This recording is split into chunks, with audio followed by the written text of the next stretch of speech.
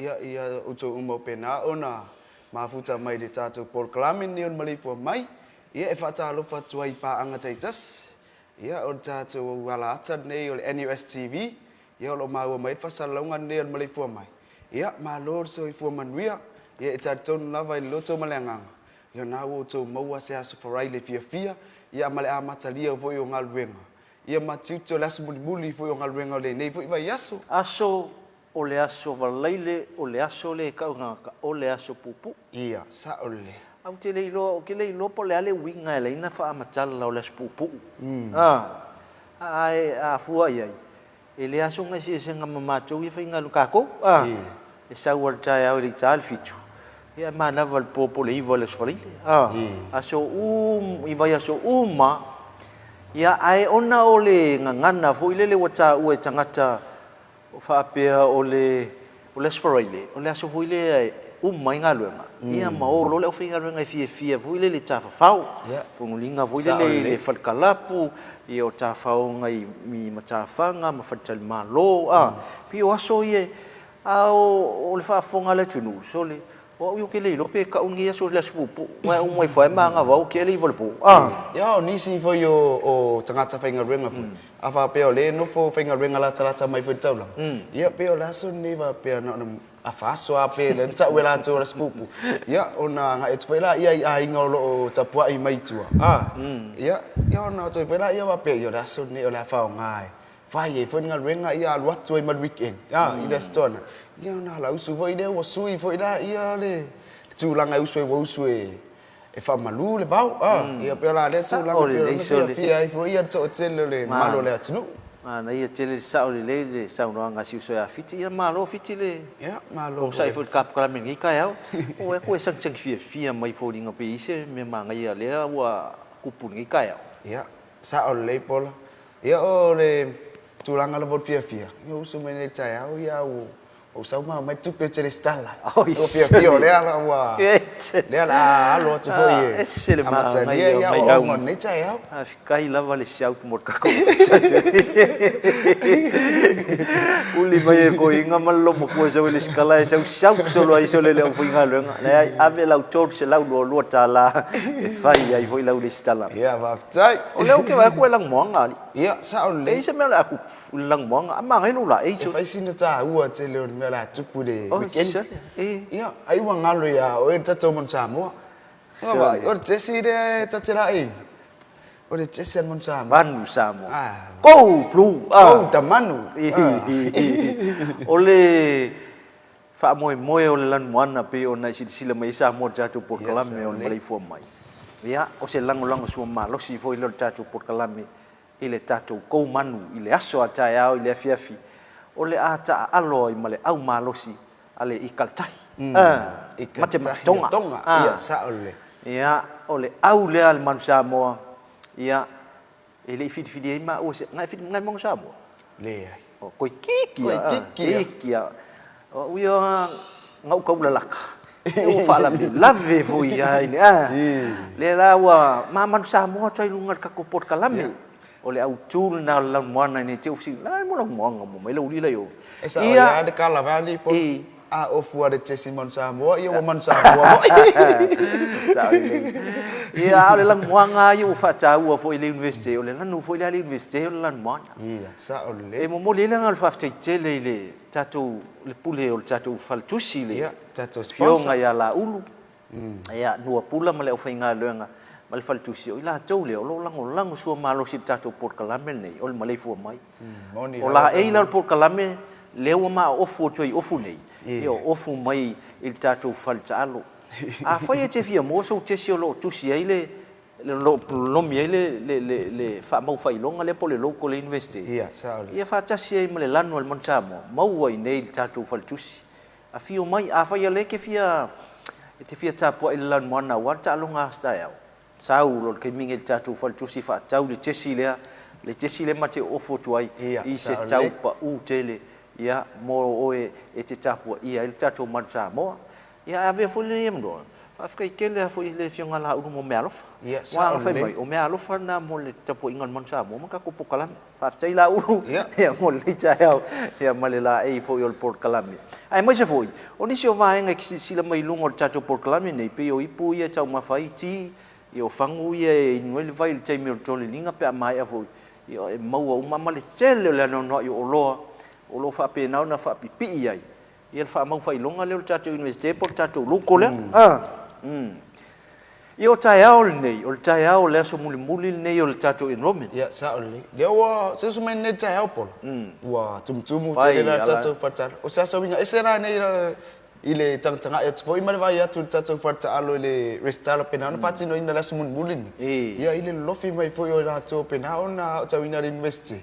Ia fati no ina le stala awala matalia foi o. Io kwata muli foi o nei tau sanga.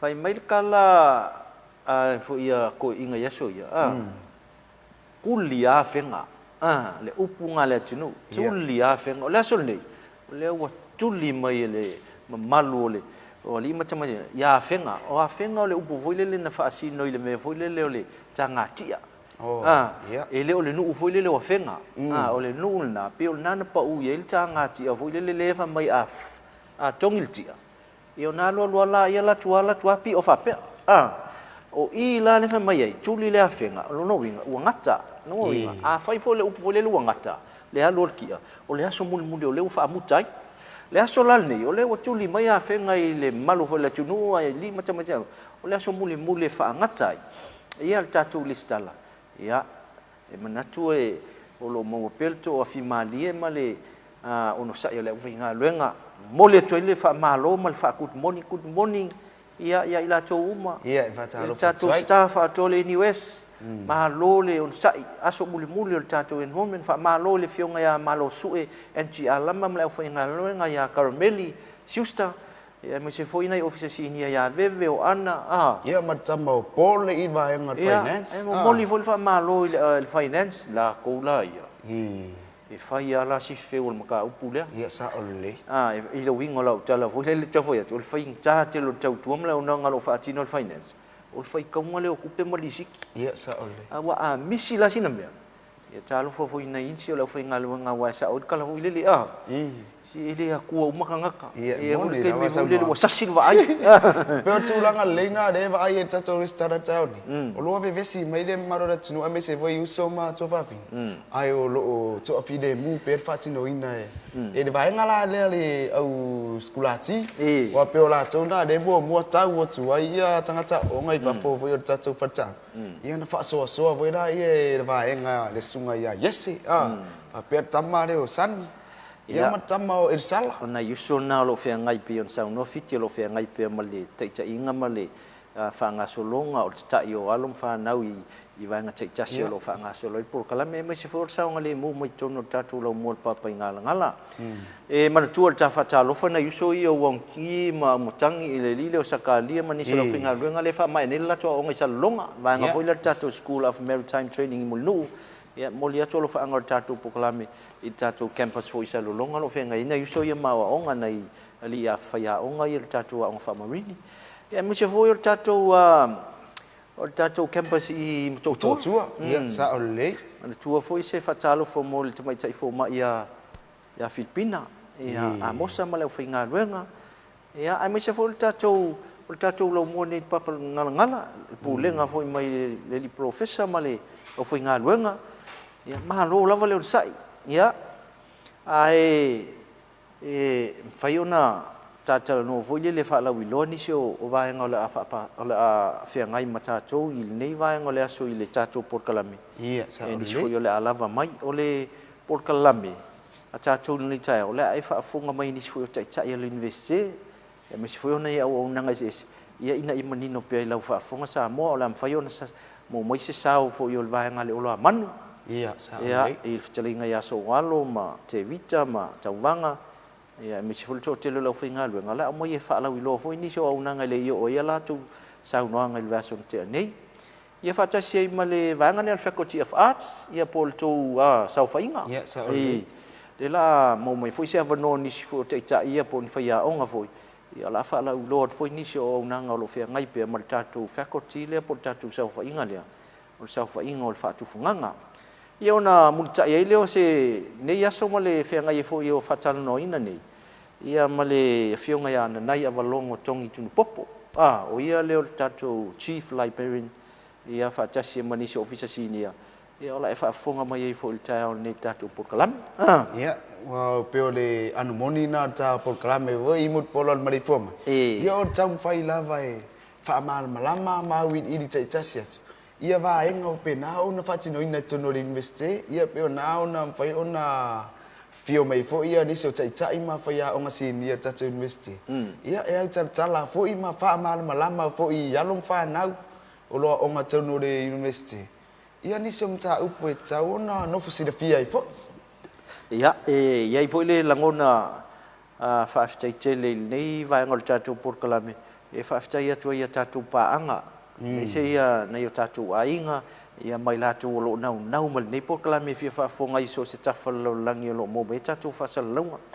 na ia lo fa anga tele lo fa anga na momoli mai ia nai telefo yo nai tau ainga e mai se foi nai pa angol tatu university o la tau sa awa o nei university ale o malanga i fa ia le o mo yelo fa e pe o sistele ya penal fosio e mai se foi nai tau ainga ya Lilian poe tau tai ia manisi sala fo mai la tau fe autosia malo fa anga le so na fi o le ma o tau soaf fa aftai tele ya auto u malava lo papa au ya tunu fa fo New Zealand Australia wa America Alaska ya Japani ia mal tele o tunu le ma futa mai ni so o le malu se o tatu o tunu ma lo lava o le langona o tatu por kalame ina ia fa la wiloa tu ia o nanga ia mi se foi va lo fitanga lu ia foi le long mo le papa ngala ia o ni si o va nga tau sa ole ia ni se va nga tau di pora pena ona via tano ina vo ora son nafi ia sa malangai vo ia ni so ari seila oi sa wa le wa la tona ia pe la tona mana sa ta winner ta to university ita to campus la le chai munu i bae nga de sungai ya fat ia pe la to sa fe ngai foi mala ta winner vo yo na uso foi ia pe na ona fe malanga tu ya tunu mau ia wa foi nga wenga pe na ona to fi fo ia molia tsoi alo fa angat po kalamini en Maleifua Mai ia te o to uma ia manu ia tele ia tutem favor ia mesi pen ngal wenga fita ia la alo fo ia to sunga fa talo fa to tu le finga sang pu tele mal tatu tamo romans ia ni cha ya foi male Maleifua Mai foi ia awar fe ngai foi mangal wenga ia le fo si la mal tatu tunu ia le wa tu tatu fa sala tu sa ni ia wala mai foi il tau fainga foi se tatu tai tai ni fionga ya sang putele ia ma lo lava so fo mun via atu no to titia tali mai langi nai fa man yang mo tatu ia o se lo fo samali tu tu mai foi to o kai minga ku mai ko ke le ko fia kala ia se no nga fai mai ia le wa ma watu nai ai to wi foi portu ia wa watu nei chaya lo fa tu tatu por kalame ia ele ai machele o isia tu ia tanga te lo fa mai i tatu por kalame ia via fia lava nei vai nga chalia malenga nga fa tai o nei ngalo i tatu por kalame mal fa funga mai si tatu o tunu mana tu ai fa sina malu chaya o fo chaya ia sa ole ia vai sei puti ale so ole matai ai a matua i chaya lenga foi o foi o makua sa ko si foi va tu falao ma le vanga voi le o le ko pai tu lo fa fonga le tu no o ko ko leisa ele kau le va ku lo la singa me ango ia sa ole o le me ango mo le puki pe o matai ai o le tai o fie ia na yo tatu matu o tausi ia va ku falao ma le me che pe va ku la singa fasi se koko leisa ai ulia ku singa fali fukalo ia pe vaku se supoesi vatu e masina fai sa ole e matu Italia volele onga ole masangi ai ole ona yo tatu matu ia manai matu tu lo fa funga mal tatu por kalamene ole me ano sa tausi ia mai se lava pe o se ta unga sa pena ona tue mai fo il po nai toi sangole lana sa ole le le fa vela ia la ko do ala ma de kamado iki koko ia se la upasenge kua ala le mea ngala ia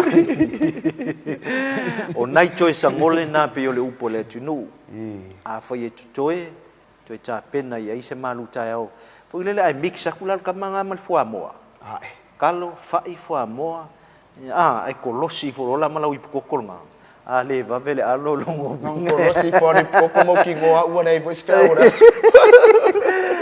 ia wa machala noa TV male tu fatu fo yo pokalame ina ia fai pese malu tai au ia te pena i fo nei tai au le yanga i fai vol nei aso ma tua ia o lo la tu wa fai vol tap tap wai mai sai la tu fo ma tu so i fo ata no el ma tu so i fo le h fo le fitus fu no ilunga ia sa la tu la ko ile i vo le pension o le ono fu wa so le ke vai le si ongo se fu so le ka mo e aso e le si ono sfuro le fai ona pe ai no le ulu se tudo ia e le stala vo matua i pe o le fai aku e adu e e le fai nga venga fai ka fai nga le pe fa pe aku ia tama ia anu ia o e se wa kari e so le saunga nga fai ka ku fari o le saunga nga le sunga o le ngo sfulo pe le o le lo sfulo pe la le Ona tala tala mane le sa nga foi le sua fiti o tala mali ina ia manino fel fa fonga sa oi i o malo lo se kula ma ku vai la o malo inisi na o ainga manu e talu ai ia le ola fa tamala pe male au ngata mal pai o ka ko yo ku pulang mai se foi le a foi le masi si yang ni lo malo singa ye ai kalu si ai lo malo singa ia au le kausanga le ke ai e ke au le ko nga le vole wi mango ia e te tonu wa de o tau singa le ai e te tonu wa o ia le ta uala na le ai fa mana tu mo ta por kalam ia sa o le ka uang ka penga singa malu ka amo ele ngata mo u tong matua ia fa pena foi ia no malu foi o le ona tanga tau lo fa tau to lia ma yo tino mana tua pe o to ta por kalam nei tai au le fa fonga mai ese o tatu o tunu ia o ni ngalo nei vai nga wa mangkua la o ia ngai kanga kai ele nga te tono mau tanga sa ai fa pena foi ia ila to foi lo to to mo to malo wa ia ni se o matua e fiu war fa na e fa ia ta to o ai ar fo ma ia ai me de ai ke de ia nga pa ila ia ta o tu pe tu langan na de fa manat to ta por klan ia ila to pena ona fa to dia foi tu i mau tam lao ia tau na se maru tai au mana tua po kalamel nei tatu au nanga nau avatu lungo tatu page le Facebook le NUS broadcast le au avatu ai ete au mai ai ni fe autus tu sia i lunga ia fa tasi maniata o lo pu e mai o lo faisa au nanga po e ta ua e fa u tala mai tatu sautus tu singa i lunga fa pe o le au manga tau tua ona mai ai le vanga na mai so se tafa o le tunu o fe lava le mamau po sala fai po le atu le pata o le atu le fanga po le atu safata au mai ai sau fe autus tu sia po e mai se ata o nga luenga ona sen male lunga o lau telefoni ia ona matou fai tau le ma vatu i lunga ia i lunga o tatu por kalame ne ia so malva ia so wa mai le so fu e tau le sfaleile ia ma fa ai lo mai lo swafa male nu a fai le leon te pena mai au vaenga nei i lau tau tuana e whai lo ainga o le nu o le kalesia o lau whaaratonga ma so se vaenga lau. Ia ona mātou whidia i leo o se atare lei. Ia ona watu i leo se whaamanu ianga mo oe. Mau al taui. Ia moa nei whaailonga i vaenga ia. Ia, e whamanato atu fo e tato vaenga lei o le traffic. Ia, mana ia. Ia tato pena ona usu mai voi i nunga la tele. O wawela la usu mai i tiutem whaiwa ne voi aso. Ia, awa peo nei te sau a poloka i alo isai. Po fea lava se vai ngala tinu pena ona poloka ai po tai ale sa ia po i pese ngai de vai ngala pena ona tele na polo tai ta vale i de tulala nei anga i tule i tulai valu anga i se food ia pu e se ata ia ta o melo swafa ia mata mai masina ufa matalang ia o vai ngatonu le la tinu pena ona poloka taimi nei ia ona matu atu voi la ia mana sunga ia polo i nunga tata por klang ia e pena ona sila mai voi ni sala tu ia vai ngatonu de ole te lo penau na bloka ia fu ia fu fanga ia nga tsa nau de tu da sa una i de tu de vai leli pa pe ia de afi anga de o lo tuanu ia sa lo sa pena ona bloka ia no mia lava pu e mo le atsa ma mai fam talang sa ia pena fu ona sa fu ia tu ai le sunga ya pola e matata por kalame Maleifua Mai. After tele le au whainga renga sina le atua I so se whatawhaitaulanga I lo tau whaiva. Ia, e tau te puno no. Ia mawhano no manu a wase manu. O si o tātou atu nu, ai mai se foi. Ia o le lava I le o mo se to o le atu nu le whetosua inga o vaenga whau whai ma le whainga malolo iei nei. Ia a o le au penga sili leo ta uafiti. O le tātou nofo te talo. Ia, ma tapu vai le atua. Tuli le atua e whetosua ni mai. O mo iei se tae au le lei. Ia, wai alu poko ka ngaka malonga malosi. Ia ele ia se poto sit. Ia ku le Ia o le fina ngalo le atua au mai. Tātou te whātua tua ma tātou langona whātasi. Se o le manguia ngai kaua, kau whāwawau. Ia, o le tātou porkalame o le nei tai au. Ia tau lohi o leo tau no mai se tasi o malo whalo ngie fo le tātou porkalame le whitagaringa ia so se aso alu. Sydney whaasau o ia leo le whaululungo le vaenga le tātou oloa manu. Ia mai manatu o le porkalame nao le aso atu ai. Pea mai al tātou malo longa le nei.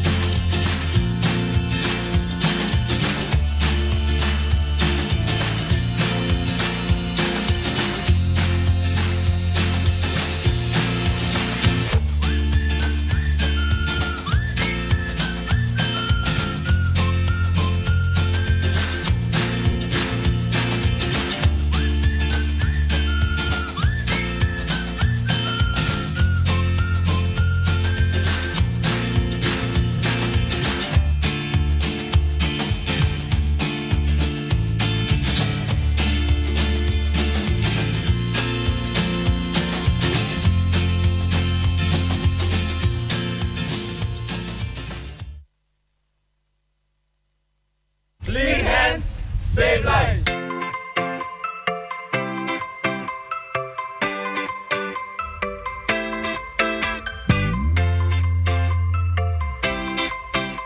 Ai e tele ul fali lotoa. E te tau lava ona fulma o lima. O lo iai lava se te pua o mo na saunia. E ao na mulmulita iai le fuluina o lima. Ia whaonga lava nisi o vaila au fulu lima ina ia mautinoa. Lo malu pui pui a mai ai nisi o sia mai a afia ai I se whaama.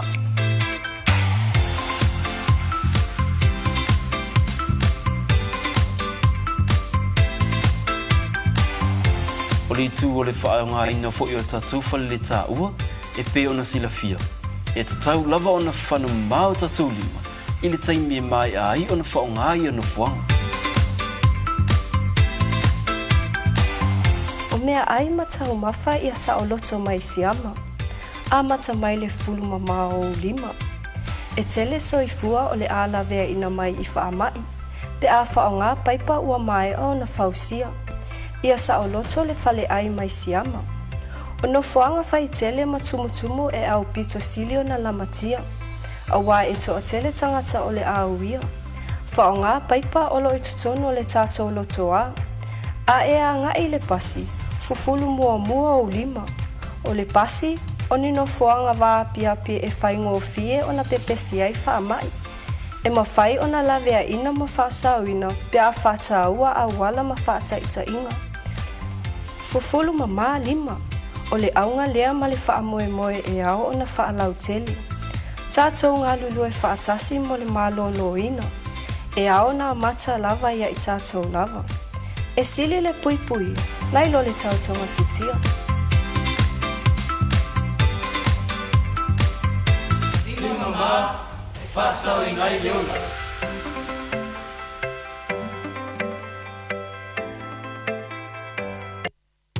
Second semester enrollment for the National University of Samoa. Enrollments for second semester start from the 6th to the 9th of July, 9 a.m. at the NUS gym. For returning students, all you need to bring is your student ID and your enrollment fee payment. Enrollment fee for returning students is 200 tala. Fees for new students is 322 tala. New students, please make sure to bring certified copies of your birth certificate or passport, Samoa school certificate or equivalent, Samoa secondary leaving certificate or equivalent, tertiary qualifications, and measles vaccine confirmation. Mature applicants need to provide evidence from employers or trainers of at least 2 years full-time relevant work experience and or training. For more information, please email studentenquiries@nus.edu.ws or call 20072 or visit our website. Second semester enrollment for the National University of Samoa.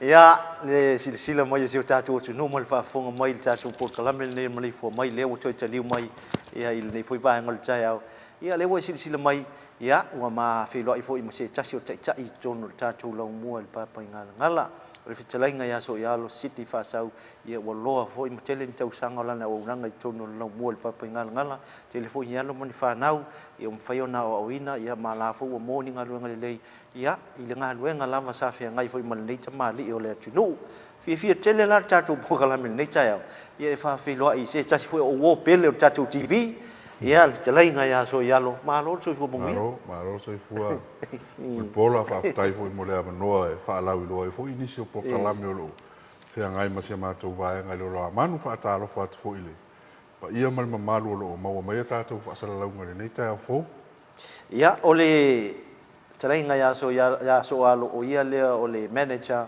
ia o le center le ta o le olo manu po le olo manu center i tono ta to university a fa te a fio mai su mai ta to university te nga i mai lo le kate le nga i mai to matang e le building le nga nga le kona yo ina le le officer ia ma falea o nga lo fa penan fa nga solo ia o nga foi le trai nga ya so yalo ya fa ila infisili mulmuli ya te pio foi na ya malis foi official lo ilunga mai tele ya inei tatu va nga lo official tu le university yo lo fai foi ona ina le official le o le tai nei pole li pule ya o le talinga le ya so alo le na tatu tala no el version tatu nei fa la lo ina ni som ta upu tai tas lo tau ave la lo o nanga ya ola mulio tuil ni no e te sa no ni foi va nga ta lo fa nga solo pe it's ton o lo amanu mo le tai ma lo fa tai ia be vo ana tatou tala noa le lava ia so i pokalami o lo fa tau tai la lo tatou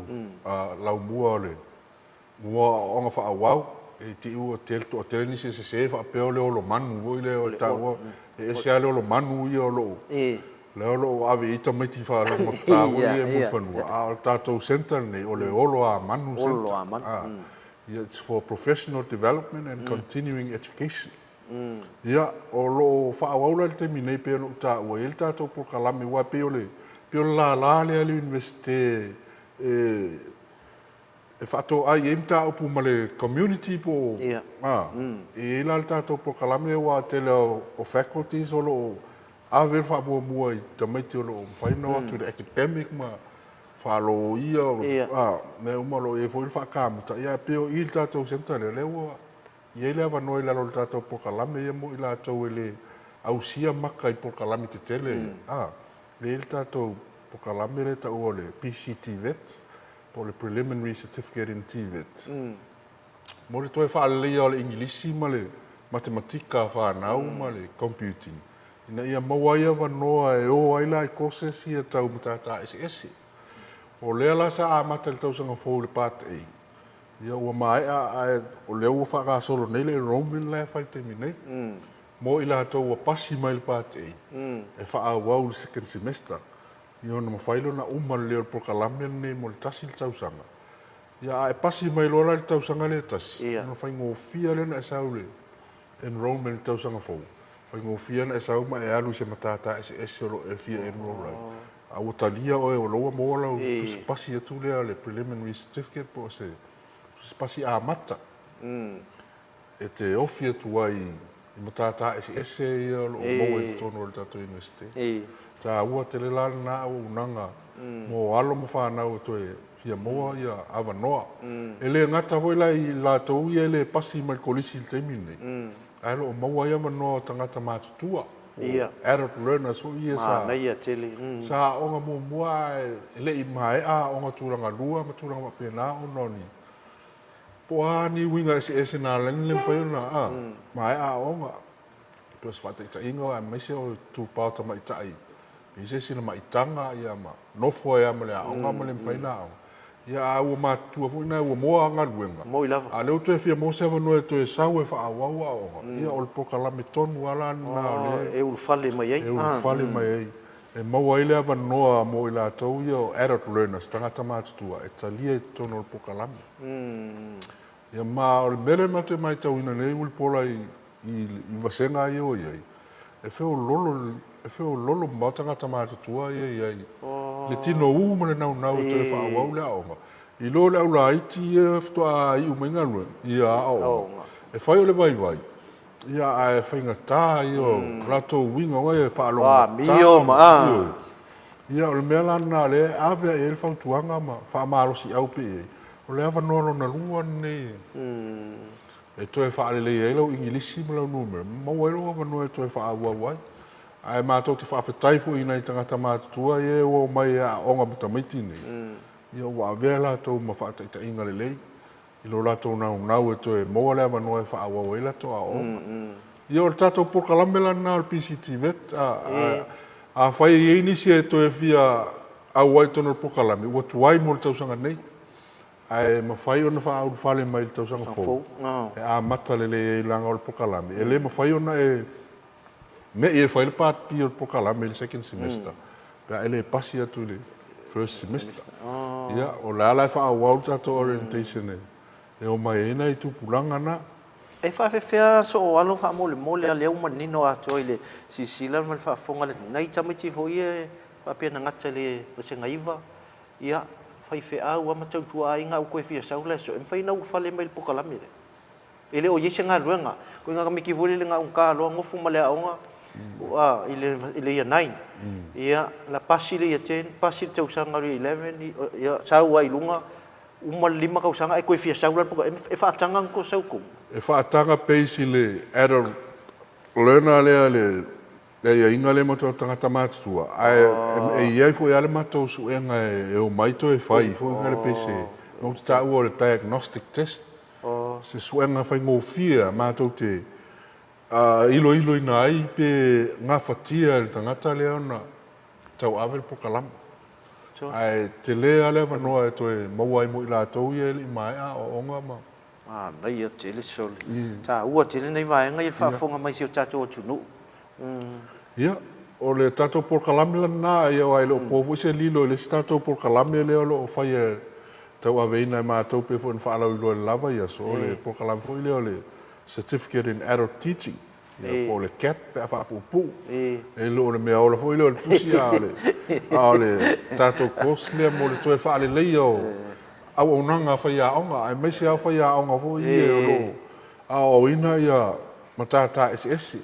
Ia ua ese ale to mai i e lau matata whaapitoa lai e pe o le whainsinia po le kāmuta.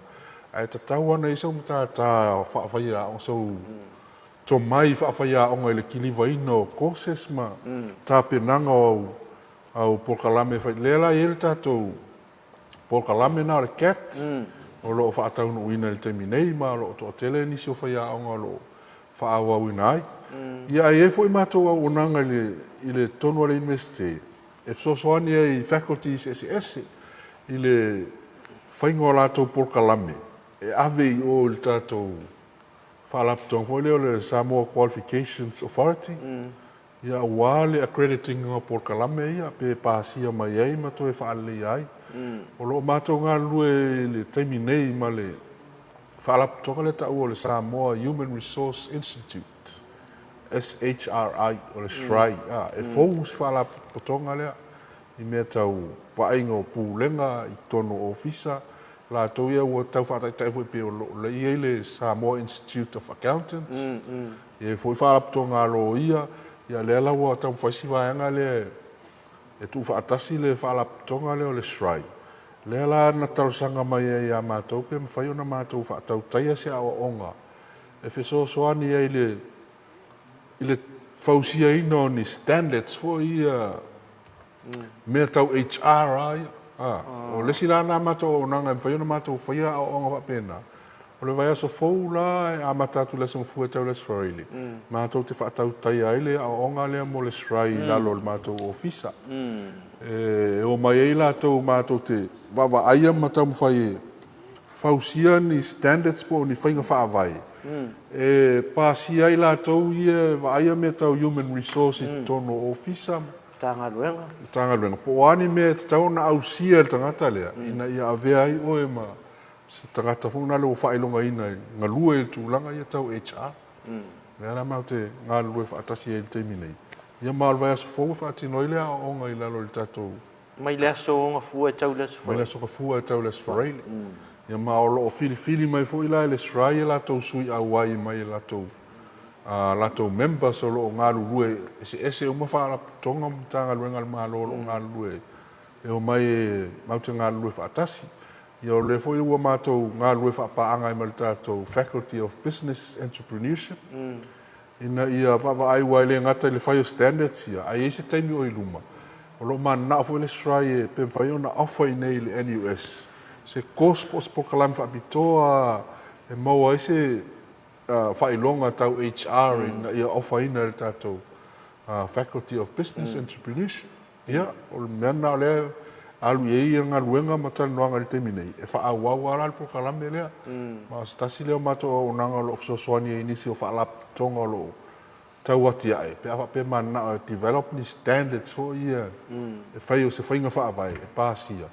Ina ia alo ia latou tangata I tutono le latou wha alap tonga po le latou sosi. Mana ia tele. Wha whonga fuisi o tātou tunu matou wha longo I lea fwoi I vaenga fwua ngai mai mo mia sau tu son e o le winga le winga voi le tala o le amana ia mai o le university ona le ai maululunga ia o nga ia tu te fatino ina mai o lo wala ngona o le fa funga mai tu se nga fa ftai tele o le fesila I nei vaenga ia mo le ngai mai o mtanga luenga o vaenga uma ia o le au mai la tou ni so swani ia ta tou ele ngata na o mai por kalame o tou mai mani resources o ato inga vaenga o le la fa manu nei university Ia, waro, o te minei a pea na iaia tātou ai a inga universite. I wai ele whai a fua fui a tātou ngā ruenga. Mana o mia fui universite sina. Se leni e whaatino ai a resources fo ia po pepa me wapena. Ia e iaia la le tātou set amount le course fo le se training e fia whai. Le ala walo o charge I lalo le tātou universite pe tolu afe le training whapitoa Ia, e na tutongi mai la ia ele whaalaputonga ia tātou. Ia ele universite. Ia na whaatino ele tātou, ma whai uma ia materials mo a onga, ia mesi o le whaavanoa ino taino tātou whai a onga le whaatinonga runga luema. Mana ia tele. Ia, ua saunoa ia le whateleinga ia so alo inisi foi o vaenga tā ua pe o la tupu le universite le vaso fau. Mana ia le vaenga. Tā ua foi le whaafonga mai e si o tātou tunu. E me se fo la tu sao tele to tu ina I lungo le tama ia va nga fa human resources ia lo fe nga I foi mo tele o tanga lunga ia ai o le ala se fa mo o ta fa mo so o le nei ia o nga uma foi le fa sina formalities o se fa unga la titi e award ai tu spas ia a mata le songa fua e tala ina lo ia le songa fua ia o le ua tal sanga fo ile fa tonga le SRAI o le Human Resource Institute Ia olo iele latou presidente le afionga ia nonu sale I moa wa ai. Ia manatu na ia leo le a whaia le saunuranga autu le talaina alo ia o le prokalame le songa fua. Ia ona wha awawa le tau le asfareile. Ia le asfareile le ufa moe sauni le tātou VC po le tātou pulisile le universite le saunuranga autu mo le wha mai aino le aonga. Ia ma tufa ilo tu spasi ia tau ao ina le. A fionga le pulisili ia tu spasi o la tapena ina fo il tātou vaenga nei. e mo le aonga le verse 4. Mana ia, mai tele ia vaenga, ia ai o nisi o vaenga tā ua pe o na e foi nei nisi o ofisini mai foi ia i lungo le tātou Port Kalame i lau au unanga. Ia o le vaenga lea o le mau o ni awa no whainga luenga. Po le ale maa losi o tusipasi nei i Port Kalame sesei. Ia i la tō o le sa ili ngā luenga e ono mau e ni ngā luenga i tōno whalwhainga luenga. Ia, o le tele o ngā pupu i e mātou te whaia. Whaatino ina. E maua tātou tusipasi o certificate of participation. O le tele lao courses ia whai wai e ese ngā courses more formal programs. O Pokalame na accredit i le SQA. More non-formal learning courses ia o ngā pupu nei. Ia e le accreditinga la a e ta ua o le recognition. E recognize fo e le SQA. E au ngā la tusipasi e maua mai ia tātou a ngā pupu ia. E whaalelei e lau CV ma tūlanga wapena. Whai noa wā e o le sa e awa i Pokalame nei. E o whaatasi la man ngā luenga le SQA le. Tā mo whai e whaatino le temi nei. O loo ngā lue e whai se meta ua le recognition of prior learning. Ia amana ia o ngā pupu umai na whai a mai na awai i tausanga umawai. Ia ma whaaputuputu ai au tusipasi ia o ngā pupu. Te lele o ngā efsosoani ei. E maua e asa o ngā luenga pia watu i lalo le Pokalame le SQA le o taumwhai ngā lue le temi nei. O le record of achievement e taua e le. Waenga le SQA. Wha mau umai a o ngā pupu i o lo maua ma tātou tusipasi e lo. O whaina atu ai la. Nō winga la i le whaafonga mai si o tātou e kā ua lau kusipasi. E le whaapea fwoi le participation ne kiki lo ilunga. O ngai kā ua mō lau ngai manuia ilunga. A ke le kusipasi, ke le fwoi awa no e maua mō ngā ruenga. Ia i se wanga nā so alo, pe si wanga muli tifi sau no. Ia o se whautuanga fwoi. Ia ma le nei taimi o tātou le stala whai uvo le nei aso. Ia, whaaftai mula awa noa le toi tele se whaamtalanga na paunmea na whae lau i loa pēra. Nā ua e tā ua le mātou ofisa o lo i tai talane o le visions. O lo i eile si vāenga o mātou ina. O le mātou ofisa, le si mātou ofisa sai i whaafsanga i ma le TP Texas Day. Laua tapu nia neo no le sefe o faisi. Si umi te leo nā whale, o whale mai wai teimi o New Zealand. Wale to e whao ngāla, koe e whao ngāinga. Lo to e whao ngāinga o le tau sa ini fo i ana i talo sanga i se leni e to e whaale lea atiri ai. A lo ofisa la ma la u whai lau tusi ma lesi matou vaenga. Le ua me i mai lunga i le. Me le il finance. Le finance building al NUS. I lunga la pito, i lunga lo. Ma wailo ofisa ina. Ia lo whai ama ave matou Pokalame i tai lo. O taile matou ofisa lai tailo i eile sunga ia tau vanga wa ai. Ia ma sunga ia te vanga te vita si meki. Ia ai mai se la si vaenga fōuro e ele matou vaenga o Faith e Sarah. Ia ma tefi mai a siusta. Ele to tele ase matou vaenga ia mo ia fa mtara we ela ititi ia mai. Sao. Ai ia o se fautuanga mo tātou whaalap tonga lo mana o mia sosoani ia nau whaelo atua matou. Au onanga, ia me se fo ia le. Ia tupulanga tala vau e fia au wail tātou tusipasi a mata nā po le preliminary certificate in TVET. Ia tausanga fo, a vave mai. E vave fo ina mōle awa noa wara tausanga nei. Okas to tele. To tele o tau maiti o le. Mō soro awa noa isi Pokalame. Ia a pia i ume i tātou Pokalame lea. Ia a mea nā e toi o maiwa. Tuaiwa. O le isi awa noa. Ia a tātou ta talo pea ma, tu i le tua tātou whaafita uli Pokalame umalo o fia whai te mine. Ia tate mantua e fo istasio toi ina sa. Misa fo e amalon to o lua tae ao la sa. Wano whaapisa hole lo matua ai sa whai ina le pinko il pōra sa. Ia o le fia vorto ina to ina la o la walo lotu. Ma le lo matu alu lotu ma alu atua ma alu e se me te alu ai. Ia alu to ina le lotu.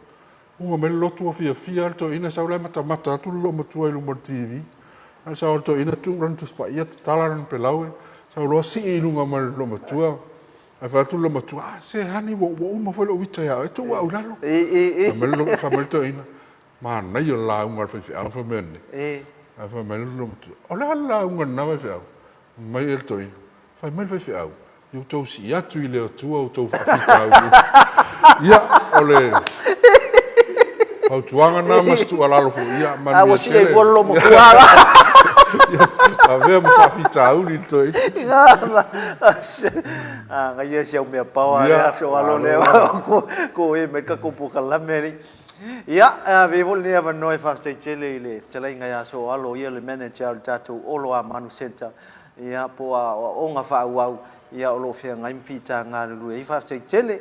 Ia ole fautuanga ma losi lava le wa vatu chalai ngai so alo le malu le fa fonga le tunu. Ia olo maua pe ava noi te onga ai. E le mawhaina tūla fo ia oe ele olo a manu sau olo maua le ava noa e te tum whai onde toi tau mwhai e ilo soi fua au ina ia maua so ulu manai. Ia manu ia tele whai vole nei asa manu ia ngā ruenga mai te fwoi ia lea te ngā fwoi lau o whi ngā ruenga ma lau taringa fwoi tai tai o le vaenga. Ia wa o ngau lewa ia so mo nisi fwoi vaenga tau o le au ino mamla mo le atunu. Ia manu ia le tatu e momene nei aso. Sa mol na wa fa fonga mai tatu po kalame le nei au le fa tala no toi se tasio tai tai foi ia i tono le university au sa mol tela inga ia so halo Sydney fa sau ia le fo tu falo na ngona matu atu ma fola atu ia sona fina ngalo ia mai so fa tuanga mo to ia lima tamai ta ia onga ia mo si sia van nol tela inga so halo si foi tai mo tatu po kalame lo fa nga solo pe i se tai mi le to mo foi po le va ia so ia na to fa fonga foi le inisio va ngola tala ia il fina ngalo ne ia tai ia o la tatu se atu mo sina malo longa pupu o tatu por kalame ia ona toi tali mai le male nganga falo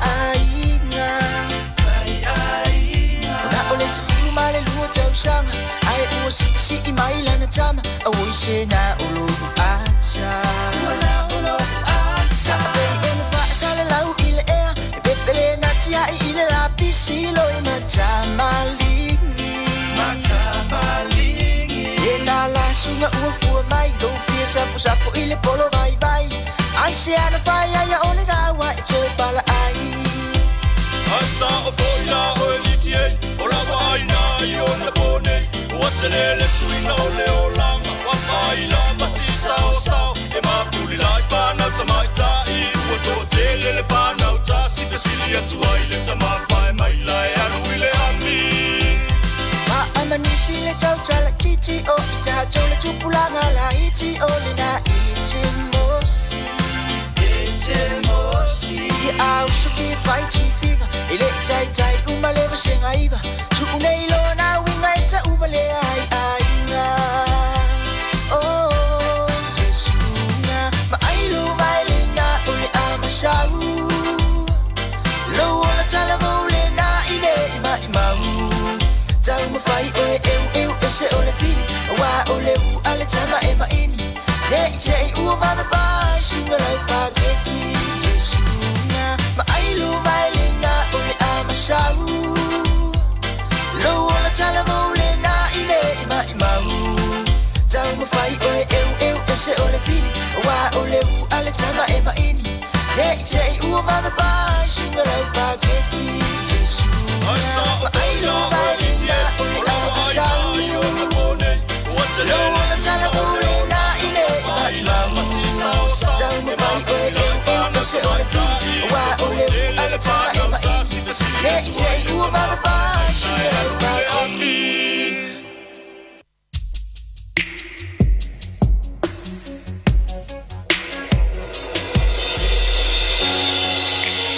Tanui le fatu o le alo fasa fa pena te umaru e le mawhai e upu o na fa amatalatu lo na una watu ma le tulu ingo umanatu le alo fa mo oe o lo o tanu pe ai lo ufatu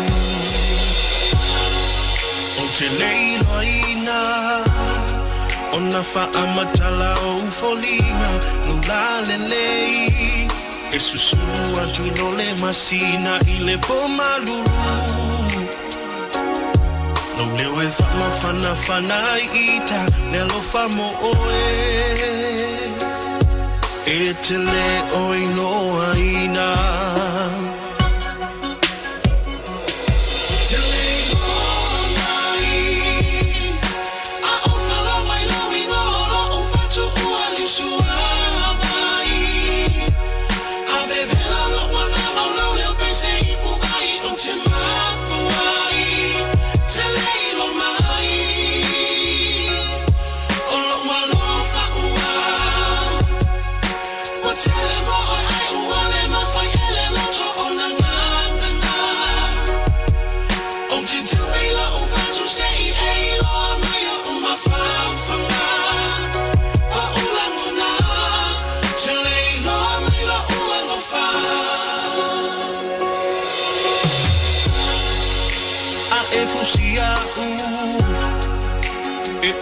Oli lo unei fatu ma I mau pe ana e iloa mai o unei manatu e fia fai oe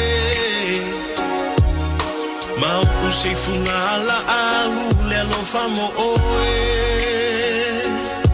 o le nei o te o foinatu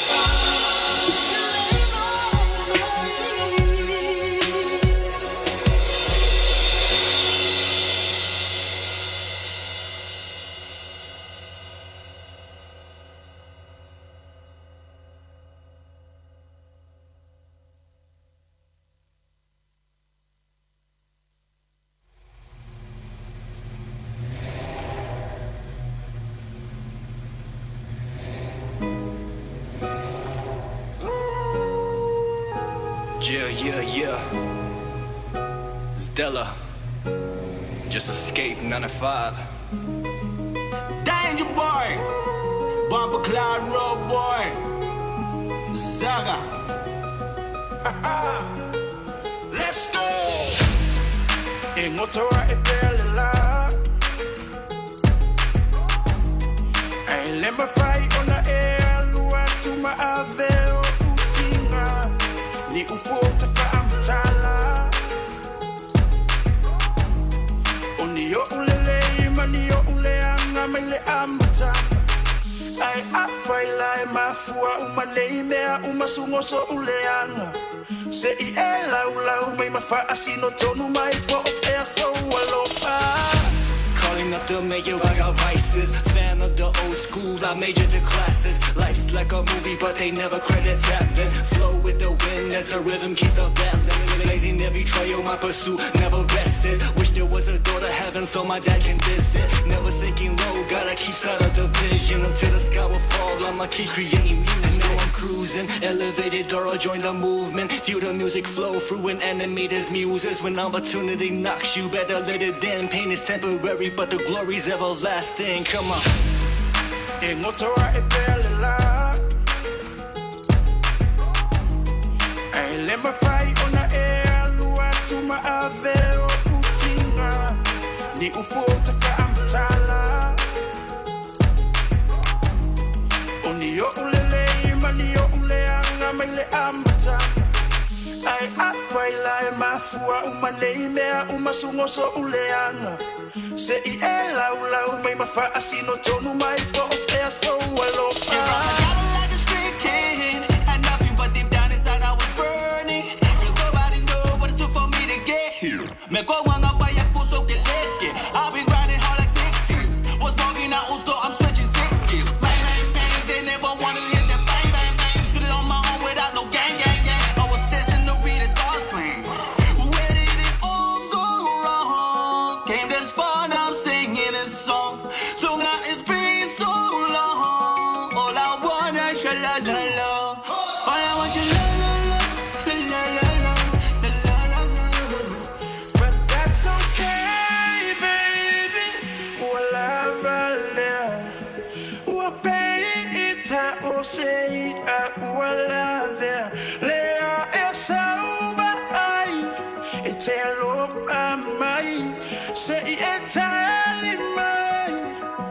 Bele ai.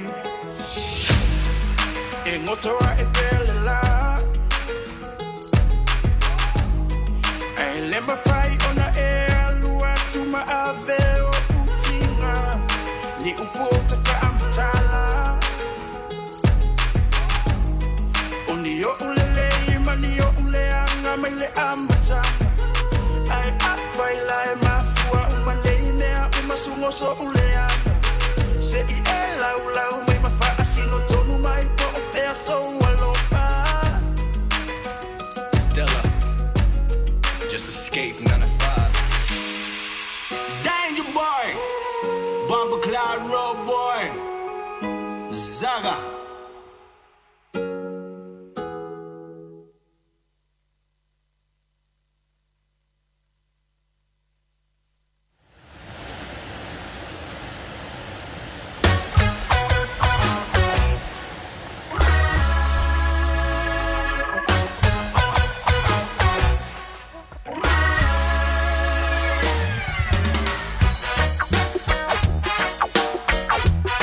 Whoa, whoa, whoa, whoa.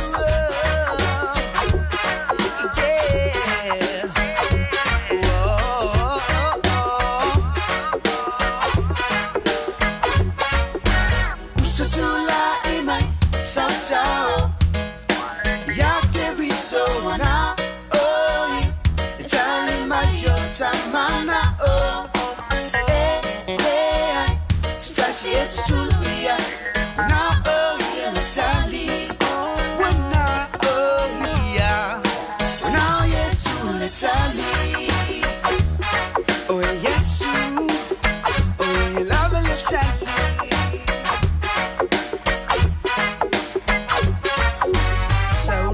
ia tau e vai e sumawo na o ia lava le tali yo mana o so se taimi o ia lava na fetalai o le atu na tali mai me uma te mana o ai va atu tali tonu wai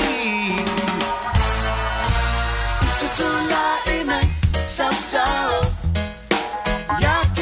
so na oi itali mayo tamana o sashi etsuya na oi itali wana oi ya wana yesu itali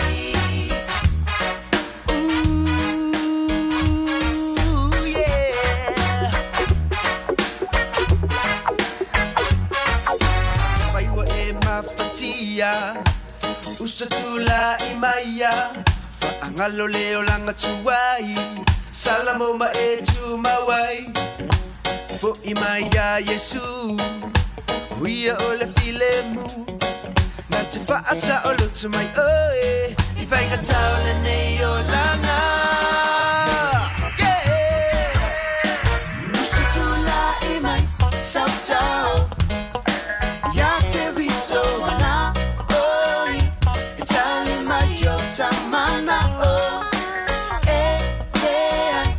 sashi etsuya wana oi itali wana oi ya wana yesu itali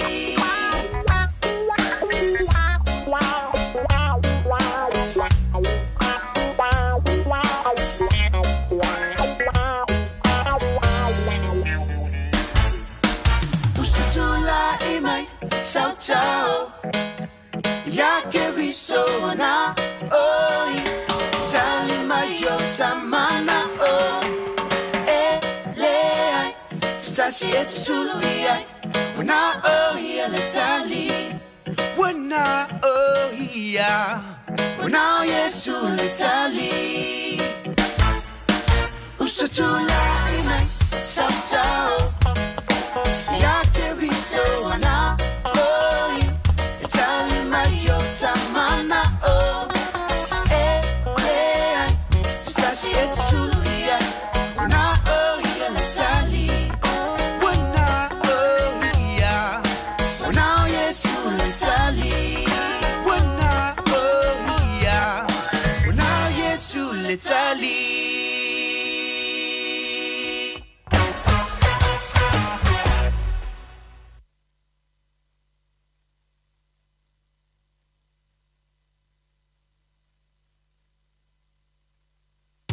Second semester enrollment for the National University of Samoa.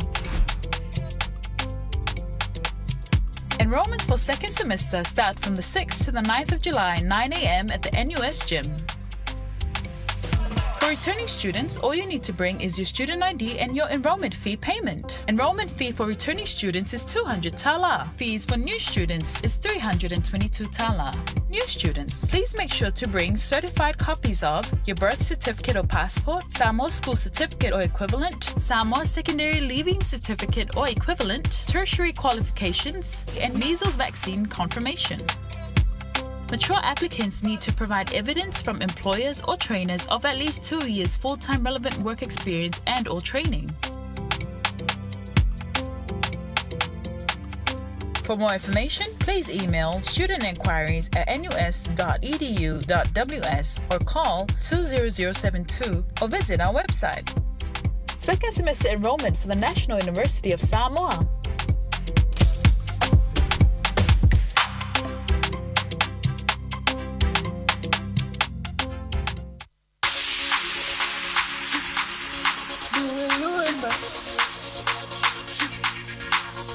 Silver man.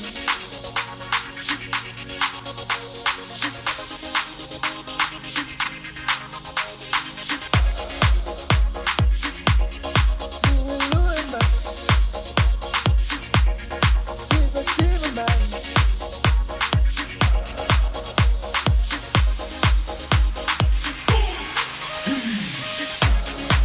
Love at any time, love by anybody.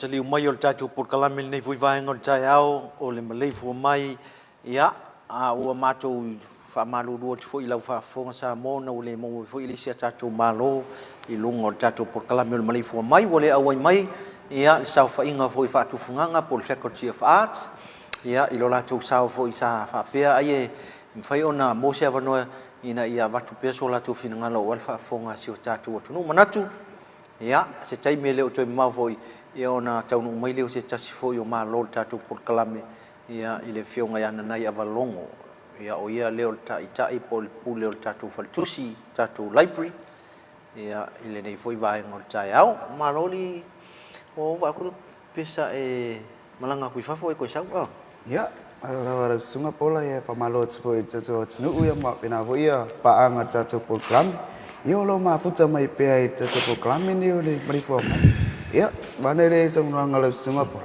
ya sa watu e pa foi ba tso pola tu langa do ye tso le stala temine ya ola ya nga i mai ya le mando le tnu kwa fa tnu na tso le stala o fa ko wo facinga fa ko le kiki le ka un mai ngai li ka ma ngai ka mi kia onga pio le pe ya ko le mele ka ku pu mai mele i ka le lava le mele ngai le skala ngai ka mai sa ole se lengi vo le ko se lau do le sa oi ma le lu se lau ya wo tu langa fa pe tala no ala va se le pe lengi ya wo vo la le e mo le stala le matanga ya ai to e follow mai tu mo le pidia onga la po ya fe lolo la le a fa le lima mo ka ia kala ngoi luaf sa ole a fa i tolu pe tasia ia tal no i ful totela wa ngai fa se la ta pe tasi ia fu la voi le te leo la mta upu wa le fa fonga mai fu si ta tu no ole o mta upu se por kala mi se mo ta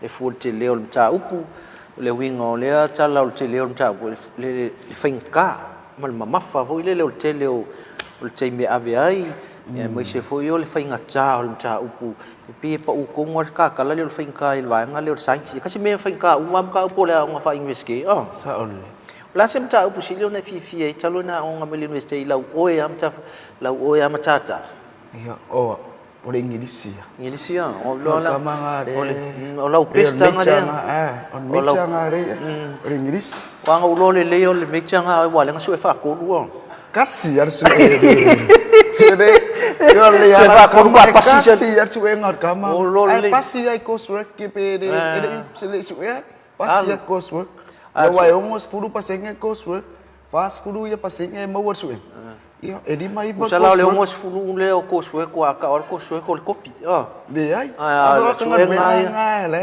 ke nga du ya da ai me fa onga ko anga re senga fai activity ko e full mark assessment ya mai fai ba ko langa umanga yang di mai baraya coursework kara ukam ya ko e pinga ko su nga yo wa lo fa we dai ngai ka making mo ko senga vakas ku wai dona vango fa ku ya ku da vango fa ta pai de sia sa wo ye la lo la ko lu la sa la we la lo vo le mo lo ka mi ke ko fa o la lo ku lima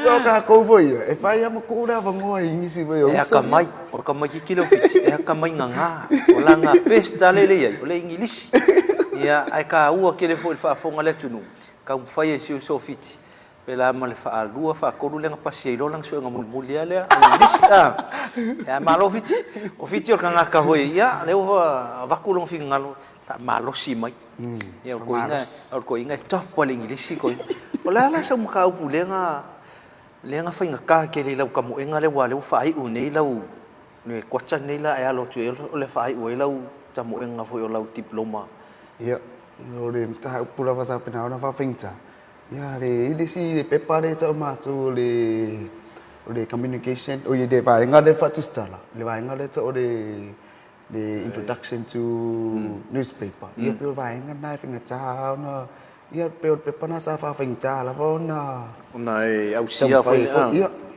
ya ole pe pa na ole tu si le ingilisi ale tu me yo lo favor ingilisi ya nanga ese vo ya wa pe ingilisi ya me ko ingilisi ya ese ya va nga ya ingilisi ya ra ku kama usai fa pe ka ni ai ese vo ya ya le style do fa ngor kama nga ya ngol ingilisi le ku si yo le ingilisi le ama ka fa ka mo ya do sa mo yuma le ma fa ya manga ma lo le ya ole ingilisi le pasera ukam kamu venga nga ese ya ese yo kemanga ide ngok pusnga karla okay ya la soner ko ina se la ko me no uri fa pe ese lo kala me mo ya Ia na ngau mea mo ia ke kana ngoa i ke. Se tasi vo te mitia o ngolo whainga ruenga le tū mau tū no tātou TV nei. Ia si usele ia fiti ale ia mai lal whanga o tūwhilele wha mai alo na tipiloma polon tūs masi maualunga leo le tipiloma i le au whasalalau ma leo tūstala i tū no tātou universite. Ia, o telefoni ni vaenga o tātou universite o whalenga ina po i tau whainga si usole. Manai mea o ngā vo i lau la ulfale. Ia, ai tā o tele o tamatuai o tātou lau mua papa i ngala le voi si uso ia fiti. Ia manisi o tangata o nisi o tamaito le o kako waseng. Le voi ngā e kaum whai mai fo i le.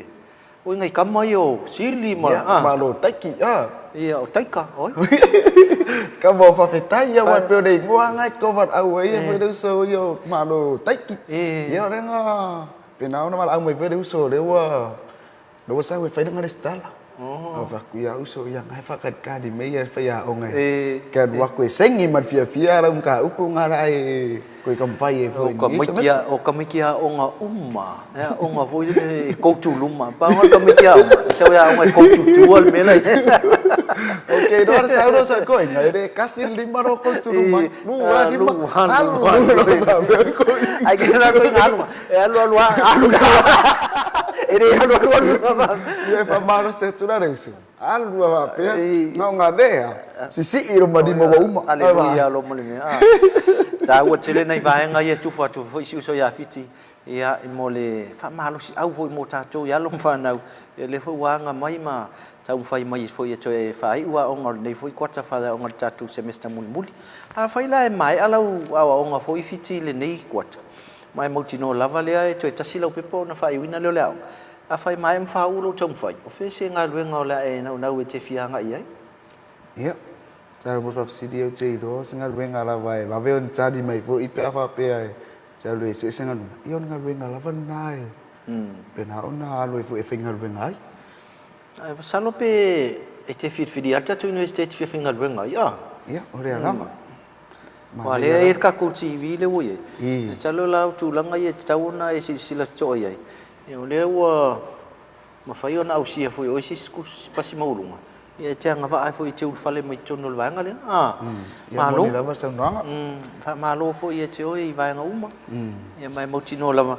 Ia o le foi wa tatu ia fa tasi foi ni tau sanga ia ma foi fa eu ina foi o le tau sanga fale o nga foi walu se me sanon lua. Wa tau te o le tu le kotano lua mo tino o fa eu foi nga luenga o ni tau sanga. E fai ngā kānga kuri mai lea matanga mai le first semester. Ai o le second semester. Piwa uma foi. Ia e tā ua foi il whaafonga mai alum whanau o lo whapena. Ni whasaungi mai tātou kotano la lua. Ia, ai o le nei vaenga o le tai au. O lo tātou talitali foi se tai mea amatai foi o na taunu mai tātou malo o tātou pokarame mai tau atu o leu taunu mai se tasi foi o. Ia, o tai o le universite. Ia, mo le amtai na o tātou por kalame, tā ua tele foi nei vaenga ia le whaafonga mai esi o tātou atunu. O isi vaenga tā ua pe o na tā ua pe o tā por kalame fiti. Mai le por kalame ne o Maleifua Mai. O isi vaenga e o whaafitauli. Lea tate o whaafitauli o lea e wheiloa i pea. Ia, ma pi e wha vaatu ia ai. Ia le tau mawhai o whanau. Ia, e le kasi se whaafikauli. Ia sa ole. Wow, mere nei e ro moe lavat fiti. Tau whai at fiti e whala vlame. Ni ola tau whai. Ia. Peo tu langana de tupu mai la vai a whawhitau di nei fui vai tau. Whawhitau li ala peo na e mai tau wina i lau oi fui a ngai mai lea o ngā matulanga i lau tau whai le la wha i ui foli nei tau sang. O ani whawhitau li matu i ana e whea ngai mai lea wala. I lau tamu e ngā lena e sa vali mai ai lewa ma mau o mai foli nei tau sang e wha i ui foli lau au. Ia whawhitai reo mamore whawhiti. Ia o le whawhitau di mua lama. O le amta le fai mea onga. Ia peo tu langana, ia e langona la vat whawai vai. Ia e pe ta te usu me do da onga. Ia a, ia ia roto mawhau a na ta sau da onga. Ta te fia maua ia se manuia. Ta te fia i loa se mea ta ua lina ta sau da onga. Ia i foi ane nganga o le amta e fai mea onga. Ia ma pe whawai vai ngō fia tuan tau fai. Ia a le ua tau mawhau.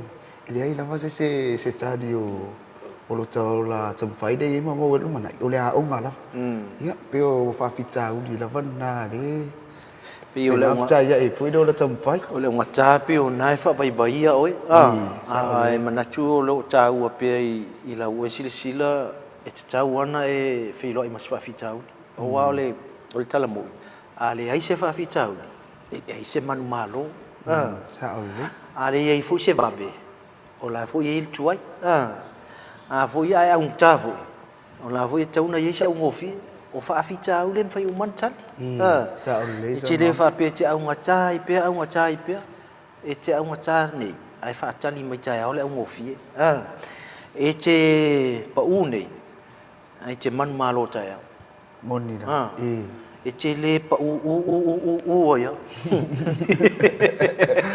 e pe te un atai ya e ia avano ai au mai ia mai ai fo inai nei fisosoani ina ia tau nu lau miti ma chiva o kousia o lo avele o e se tasi e faawina mai se tu spasi mai le university ia I tulanga o au mtata o filfilia e avele ma unga luenga I fai ungo o lau tomu fai malulu mara I manuel ia ai fa malo ke lo foi o sistema I titi e lava ono sa ia fa fita au le o la nei ia me se foi ia fai se wo po ni ta anga foi ia tupulanga ti lo foi lo lo tali na fa fita au ia o le la e wa isi va ngana e tupulanga tala vo pe wole lava tile le on sa io ni fa fita au le o me o mana onga fa so ina ile taimi I va o tupulanga ia ele le oi nai te fai na on sa I ta o ia fai oi ma se ave fe au ta o so no le li o le o tamai ti li tamai ta ia on ina ia to pe la u tau fai o isi mai nga tau pe tate mau pe tate fai pe ona fai lo ile ina ia lom fana o lo mau na so soani alom fana ia on le university mau so soani e mau so soani lo ma fau e tape nai lo ma fau o lo ia ile o lo ia le vai nga le al student support service le fa ulu ile sunga tu pa I pine president o ia le o le student councilor tato o ia le o le tangata na te ofo ina le au nanga le o le fatal no o ni o fa fitauli ma fo ia ni fa fitauli fa ma fo fau ina ia fso soani no ina mo nei fso soani fua o fua ai li livo foi la piliao mo le fso soani e mo la scholarship e chat apply scholarship ia wai tele ia no scholarship pe non o fai na mai la yo le fso soani na mo na yo machu fai foi tele na fatia le pili mo le mi le o fa ngatai e ma fai na el tar sanga il finance tong wala mai pulisiti tong I tai lima suta la il vayaso e o mai fa vayaso ia sfufa e cha mai ia uma la pili ai paula va tu langa au nei fa ta malai tu langa le pele umon pe ona ai apa mai foi la io apa mai foi la malta to nupi ile talinga ya pa uli mala foi ngal e nupi fa e foi la wa fa vanga mai le vanga le cha ole student loan pa manga ia kele at kula apa lima lua la inga awai mau tino mau wa mai la student loan e fua foi na e feso soani la wa o nai va nga cha wa ia le mau e sau foi la I tatu TV mau fa cha wa le sunga ya pola fa cha lo fa mal fa malo o fa nai fang vai io mau wa tu nei ya lat kamare ke o fu ke me di po o e so wa ta mana I fa sala lau o ele na le lo mai ya so le o lo tau sa ili o nai vai nga cha u ia lo mau e ki fa ku il vai nga la ulu na wa mau me alo fa na lo wa ma ngai me alo fa ka po inga num sa mo ia nga elo lo o ko ya valong fa manuia valong ya manuia la wa nga chango la tu sai chau o tu langa ia au ne I fa salo to ya li o lo mau fa so soan au ka wa o lo sa vali tu fa cho tu fa cho ta what facility yan me ta o ele sta mai titin tato wa o nga eselo facility so ia o tu langa la vot ai fai mai le mau o tangata ta mai vo le isi professor foi mai o lo facility e loai o oe e malama lo mafaufau Sa o le. aua ai le fesili e le iloa le faiaʻoga le mea le ilo mafaufau au male aso galo ulua le lecture galo iesea logo uiga uma fai alukuakaga le iesea Mo fa sanga e fa mal pepsuenga. ai fesili lo ona ilolo Pepsuenga. ona ilo le faiaʻoga Ia le usor pese vanga le wa fane ne fumea uma. Le ai se la pupula. Ia. Ole pepa suenga wa pomisa ina uma. Ma per pese ana usor taimio suenga. taua tele le fesili sa'o le leila usaunoaga fiti taua le fesili tuʻituʻi le feitoʻo le faiaʻoga o le taʻitaʻi o le vaega e moʻomia i le fesoasoani o le finance o le vc o le feitoʻo o le ofisa o malo suʻe o le o ia tupaʻi o i nei tatou tv maua nai fesoasoani mo oe ona iata video e te matamata ai ia e winga i lau aʻoga io nei vaega uma na so se vaega outou ia sisila mai tatou po maua so se fesoasoani Ia, mau asa sosa. Ia wa pe tulanga le pena na u famalo si vai matu de fana wa. Tulanga. Ia to anga mena anga wa ia teme. Fa wina fu na lau mai o tuspas. Ia ina tala le silo matua na matu fight. Ia mai le mo ko alu de la nga ko ngarang kam. Ia wa lau mo pe wa orang kamai va sing sukor. Ia wa lau ma mai kuspas. Mau mga lau dia basen. Awa ko fu maka make your senga mat kuspas. Ava ko lumaku. Dei masai ku dungolang kama e adu meskus pas. Ya la aku do malu maku fai da fai. Fa fera kama de meskus pas. Ai met fai. Ini masai mem fai pa fai o makus pas. Nga ku alom ku mai malum ku. Ya wade ya onga. Ore ore wingal kala fai mai. Ya wade ya onga. Ore kadia oi. Le ko ya onga. Le ko ya onga oi. Deskus pas no wa onga.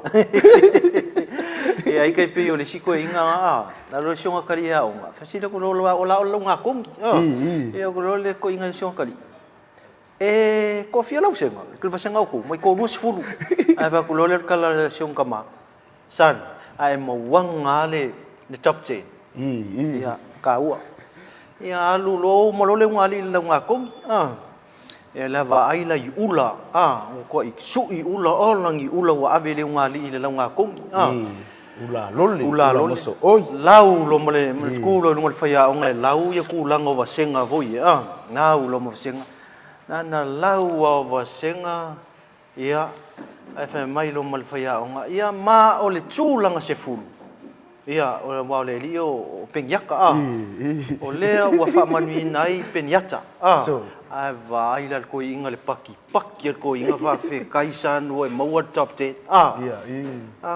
paki ko inga fa ula vai sole ngai ko iki ngau lo kau awo pengi le mole ula ai kau le lo akwa sole nga uma sa fa ila ko inga fa lo kali ai ko fa pe me mal fa ya unga ia matua ma ole fa unga foi na nei va senga Ingat menang faz ko inga fa usero inga malisir basen. Ele ko lus fulu basenga. Engal ko se fulu. Ya ko se fulu la lo kali awa ngau le mole ula ia ona itala mali e foi ia mala fa fonga mai leva ngo tatu por kalame ia ole Maleifua mai manatu ia ole ava vai foi ma ole foi wa mai tau ino tau no mai ni so malo fa lo ngia tatu por kalame ia ole atatu se sina malo longa pu o tatu por kalame a fai toi tali mai ia ona sisila mai le inisi foi ole fa tala no atu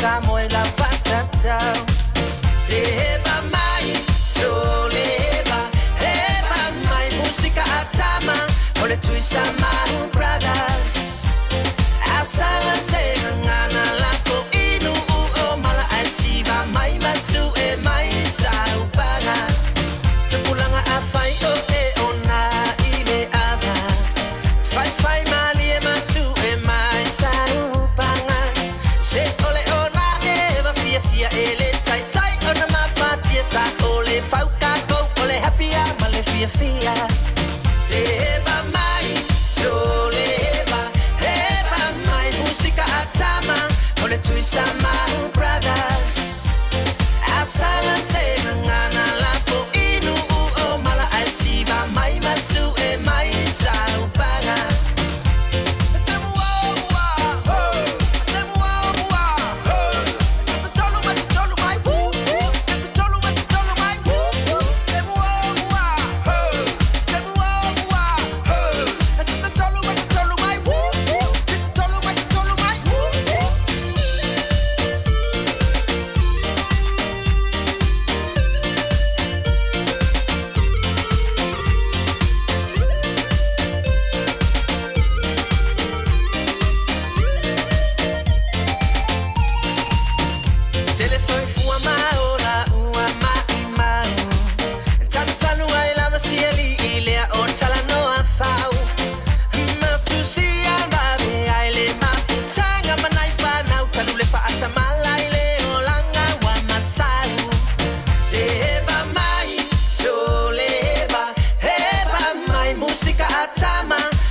Sama brothers Asala sena ngana lafo inu o mala asiba mai masu e mai saupanga Seba mai soleva Eba mai musika atama Ole tui sama brothers Asala sena ngana lafo inu o mala asiba mai masu e mai saupanga Seba mai soleva Eba mai musika atama Ole tui sama brothers Asala sena ngana lafo inu o mala asiba mai masu e mai saupanga Seba mai soleva Eba mai musika atama Ole tui sama brothers Asala sena ngana lafo inu o mala asiba mai masu e mai saupanga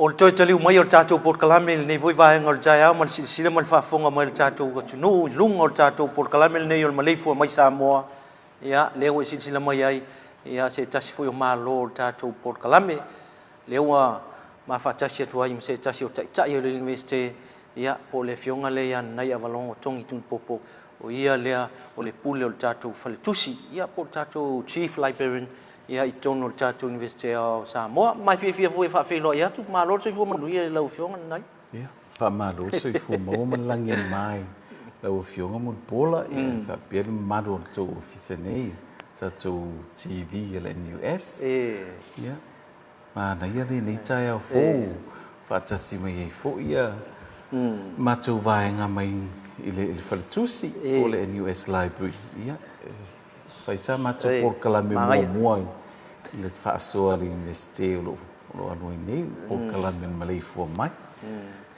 ia fia le nganga o whatasi mai fōi tātou whiro I whiwhia nei as ia vi ia pia le atua o leo maua nei tai au manino ia whaasoa fo le whina ngalo o le fionga ia nanai ia po avalongo ia awala u whaafota po I Samoa mana tua foi le tātou Port Kalamil ma le silsila mai le atunu I so staff laulangi o lo mo ia tātou whaasalango tu sao nei I lunga o tātou upenga o whamatalanga I ni so atunu o laulangi New Zealand, Australia ia e whapena fui Amerika mana iuso lo mafuta mai a pani ma Alaska ma wai ia o leo wa sisila mai ia o se tasi nei o chai ia o loa foi lona soifua o tautua i tono le university i le chai ina o se tasi foi o vaenga ta ua po le whaasa ina o le vaenga o puna oa ia i tono le university o Samoa. Stay before you on the show mai le o nisi o chai ia o le vaenga lava le nei le library ia o le nei chai au nanai o no o le tatu por kalame nei o Maleifua mai o le whaalau i loa ina le o tiute ma mtawhai oi ma au nanga o lo fito tonu a malau au nanga ia po lau tautua lo fai tatu lau mo le papai ngala ia la va tuil nei ma no fa pito male tele mal falo e te sa no ai vai nga uma nei male nganga fa stai ia o le moto puna oa o le fale tusi ala tatu university o Samoa ia na amata mai lava i Maleifua i le afeiva se lau valu sifuru Maleifua ia ma leo e se taimi o na suma i whelo sunga ia siavata na amata siavata ngale no fo ingas ngale na amata la tatu wharitusi mai i le potu lava e tasi i Maleifua au i le tatu university po le UPY le nava i taimi ia o sina tala pu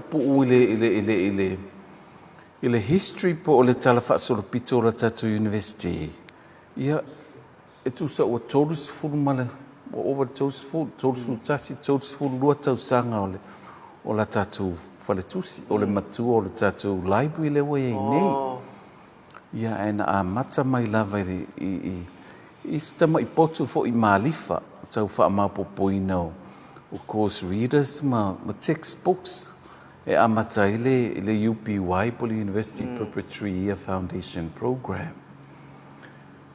Ia au iai Maleifua ia na tu faatasia i la ia lea male faletusi a le secondary school of education po le aonga whawhaia o ngai Maleifua pe o se mea o le afe iwa se lau iwa sifulu o tu faatasi ai ia ona tau te lea tu la ia le o le faletusi a mata o na ola ma tele tusi ia e pe o le fausia o le universite ma sifi mai i uta nei to matangi vai vase i le afe iwa se lau iwa fitu ia na tā pena mai la ia le o tatou tusi uma mai Maleifua ma fausia i lor tatou collection le wai nei po le tatou la i uta nei i papa i ngala ia le laua o mai lava nei vai taimi o fo i le lua sefulu tausanga o unga lua i le nei role o le chief librarian po le university librarian i tau wha mapopoina o la tatou collection ia ola ma ia o ngā ia tusi a o ngā nei mo su e ngā le university ia e lese mo alom whanau o au to wa mai e fia su ele poto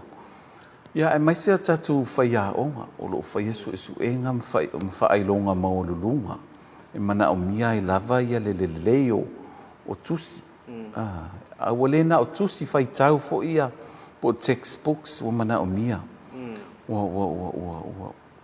wa mana o mia fo ile tele o easy resources electronic resources o e-books electronic journals if you subscribe i la tatu university ia e whaonga ina research ia ole au nanga lavala na ta ua ale tatu faletusi po le mautou puna oa o le awa o mai o puna oa ese nei po whaamaumaunga matusi whaitau ese au ale le tau mawhaingoa tatu courses ia o ngā i whaia onga i tusi e mana na o ai.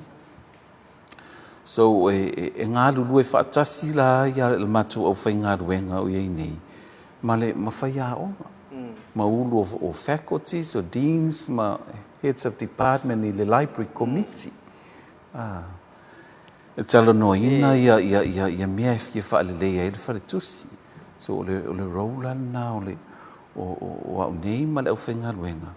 Ia o le tau mawhai e ao mai ma oka ia tusi e foi la matou paketi e fesoasoani ai e faatau mai tusi aua o le tele nei tusi ia e oka mai fafo ia mo lava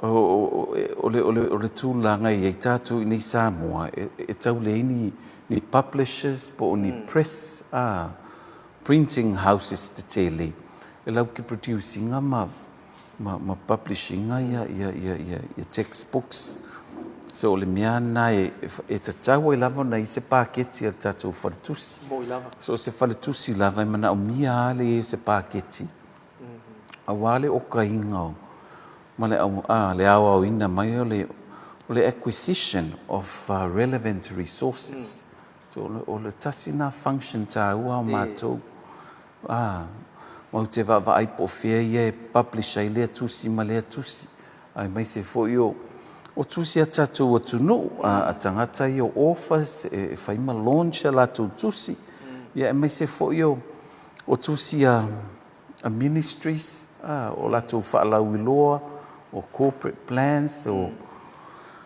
reviews their annual reports o uma mea o tau whaisa mo e publish ma fo ile ma whaatau ina e ministries o mea nā mātou te tilo anga iai ia librarians te tau lava na o iai ma mata ala e ao mai ia le information lea mo lava wa o le wharetusi lava i o le Center of Information. O whaamaumaunga ese mai ese le tā ua o le maua umau o tuainga whaamaumaunga o tusi a Samoa i le wharetusi e mese lava le National University of Samoa ta ulo National University of Samoa io o le institution pitu isili le on tā ua i Samoa i le taumwhainga o le knowledge economy. Ma o le tasila nā matu polo keti o lo whaia nei ma le vaenga le UNESCO ma le UNDP o le digital library. Ia a sausi taimi o iluma o na uto e whaamatala atu lea pe talanoina atu fo e sungai atolongau. Ia le tā ua le polo keti e wa amata mea ile University o Samoa. Ia ele ngalo ai fo ile ia tatu vice chancellor wa matu nei o ia lava sa tu malosi e au mai le nei polo keti tatu university mo lava o le la tau mo fai tu lava e fa ao mai ia information po publications e teu fa le tono la tatu wa database le ma fa la wiloa ia ai o le tele lava fo o tusi ia e fia au mai atunu i fafo e se fo le tau ngata mai le vai taimi nei o le COVID o tau le fewa i ni va alele ma le fainga tai fo ona au mai ma oka ina mai fafo tatu tusi ia so le la mau tau mfaia ia e ngā lulue ma isi o wharetusi nei Samoa pe o Samoa Stationery and Books e lātou te okaina nisi o tusi e whaingofia i ona lātou au mai e tutono le atunu so o le tau mwhainga lava nai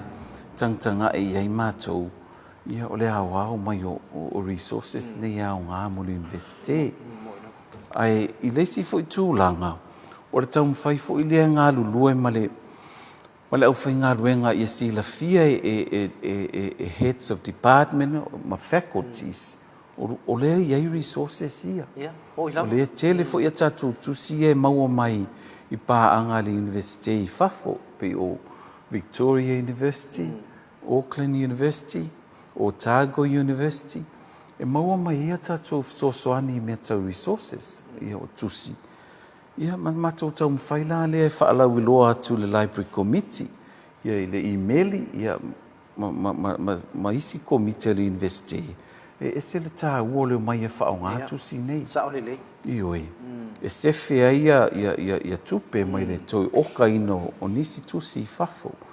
So I te lea matou ngā luenga matou te ngā lue ai foi. Ai le na matou foi nei papa I ngā langala I vai vase. Matou te ngā lue foi ma le public library a pia. Ma nisi o fale tusi. E tau mwhai lava e sosoani atu foi mana onga o fale tusi a onga. Through le Ministry of Education. Matou te ngā lue lava. Ma sa whaavaina mai le a favor se lau walu ono le Associate Librarians, po le Library Association of Samoa. Ia, ese fo le active mai o le Associate nava I taimi. Ai mai se le whaingo o Library Week, ma Library Awareness Programs fo ia ie. Whaalau I loa ia whale tusi. Awai, e se le tā ua o le tātou wharatusi tūtu tonu le ia pia po le Nelson Public Library. A wa le wharatusi mua lava lea. So e se le pele ia tātou, ai me se mātou librarians, e le wharatusi lea na amataina mai le a whaiva se lauli maiva. So a tātou tangtanga e wono sfuru tau sanga o wharatusi Samoa, le wharatusi matua lava le Samoa. Ia o le ono sfuru tau sanga fo ina o le tā ua o library services, ma le whaatau ina o le whaitau tusi. So il mātou ngā luenga la wha Library Association of Samoa, mātou te whasosoani e whaalau I loa le whaitau tusi. Tau mwhainga ngā lulue ma school librarians, ma mātou members. Ia whaatau ua le whaitau tusi a onga.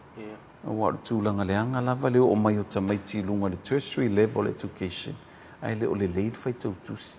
Mai loa whaau ngā le whaitusi. So, o loo iai pia la mātou o sosi. Ia ai o le mātou ngā ruenga lava o le tau mwhai e encourage librarians, e whainai trainings. Ia, mai e iei fo isi taimi le lumanai. A tau mwhai fo i le tātou porkalame lava lea. E wala au lia ia, e na isi librarians ia.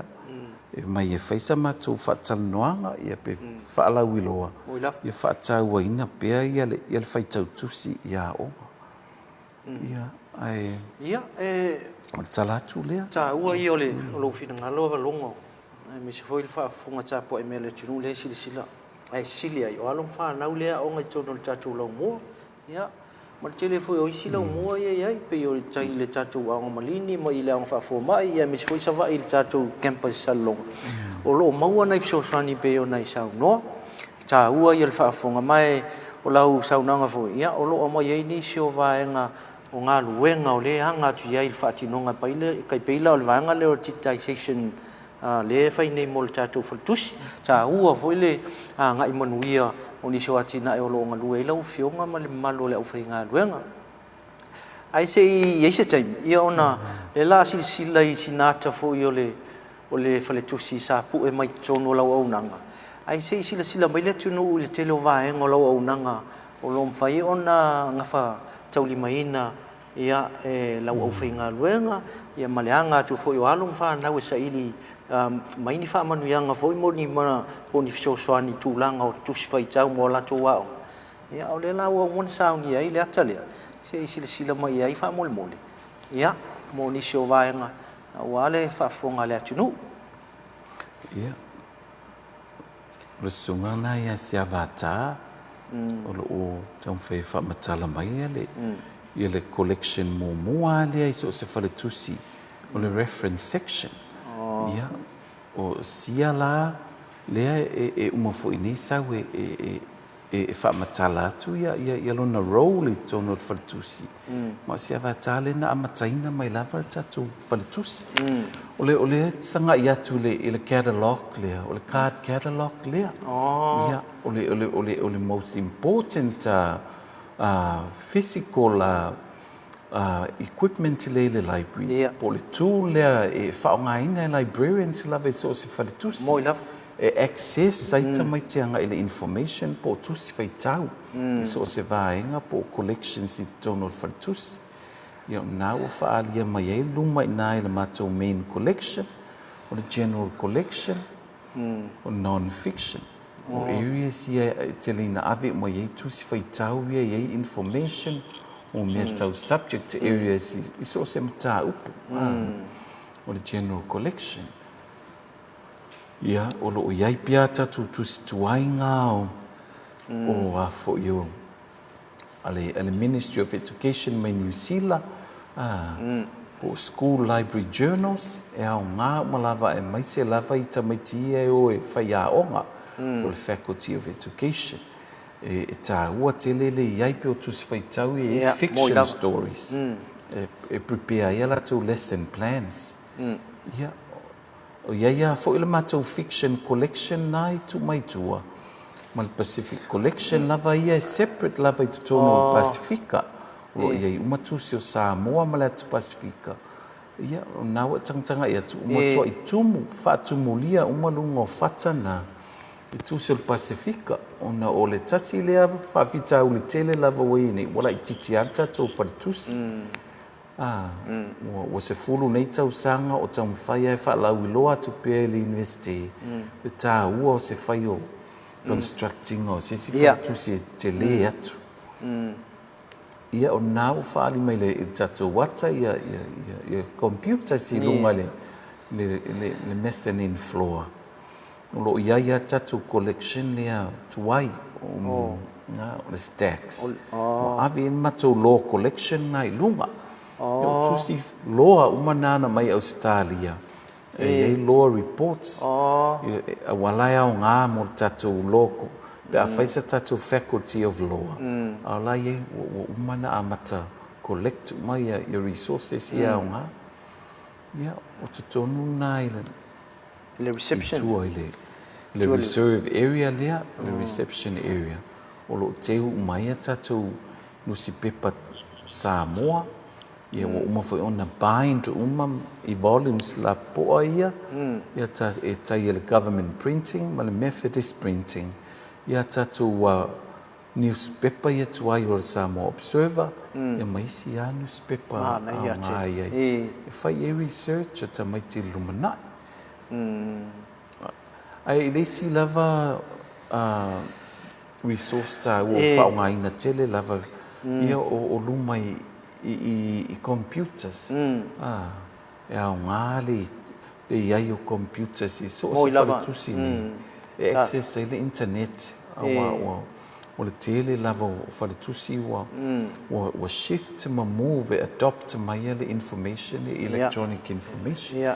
Whaongaina ia CDs, ma DVDs. O tele a fo ia tatou resources na. E isi taimi whaalau I loa fo ia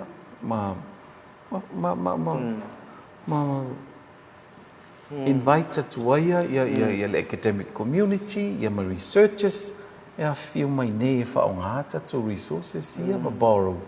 Ia pe a isi taimi e mana o mia ai e whai research ma so enga. Ia, whaafitai tele nai I lau fionga fo I le whaululunga o tatou whaltusi mai tau.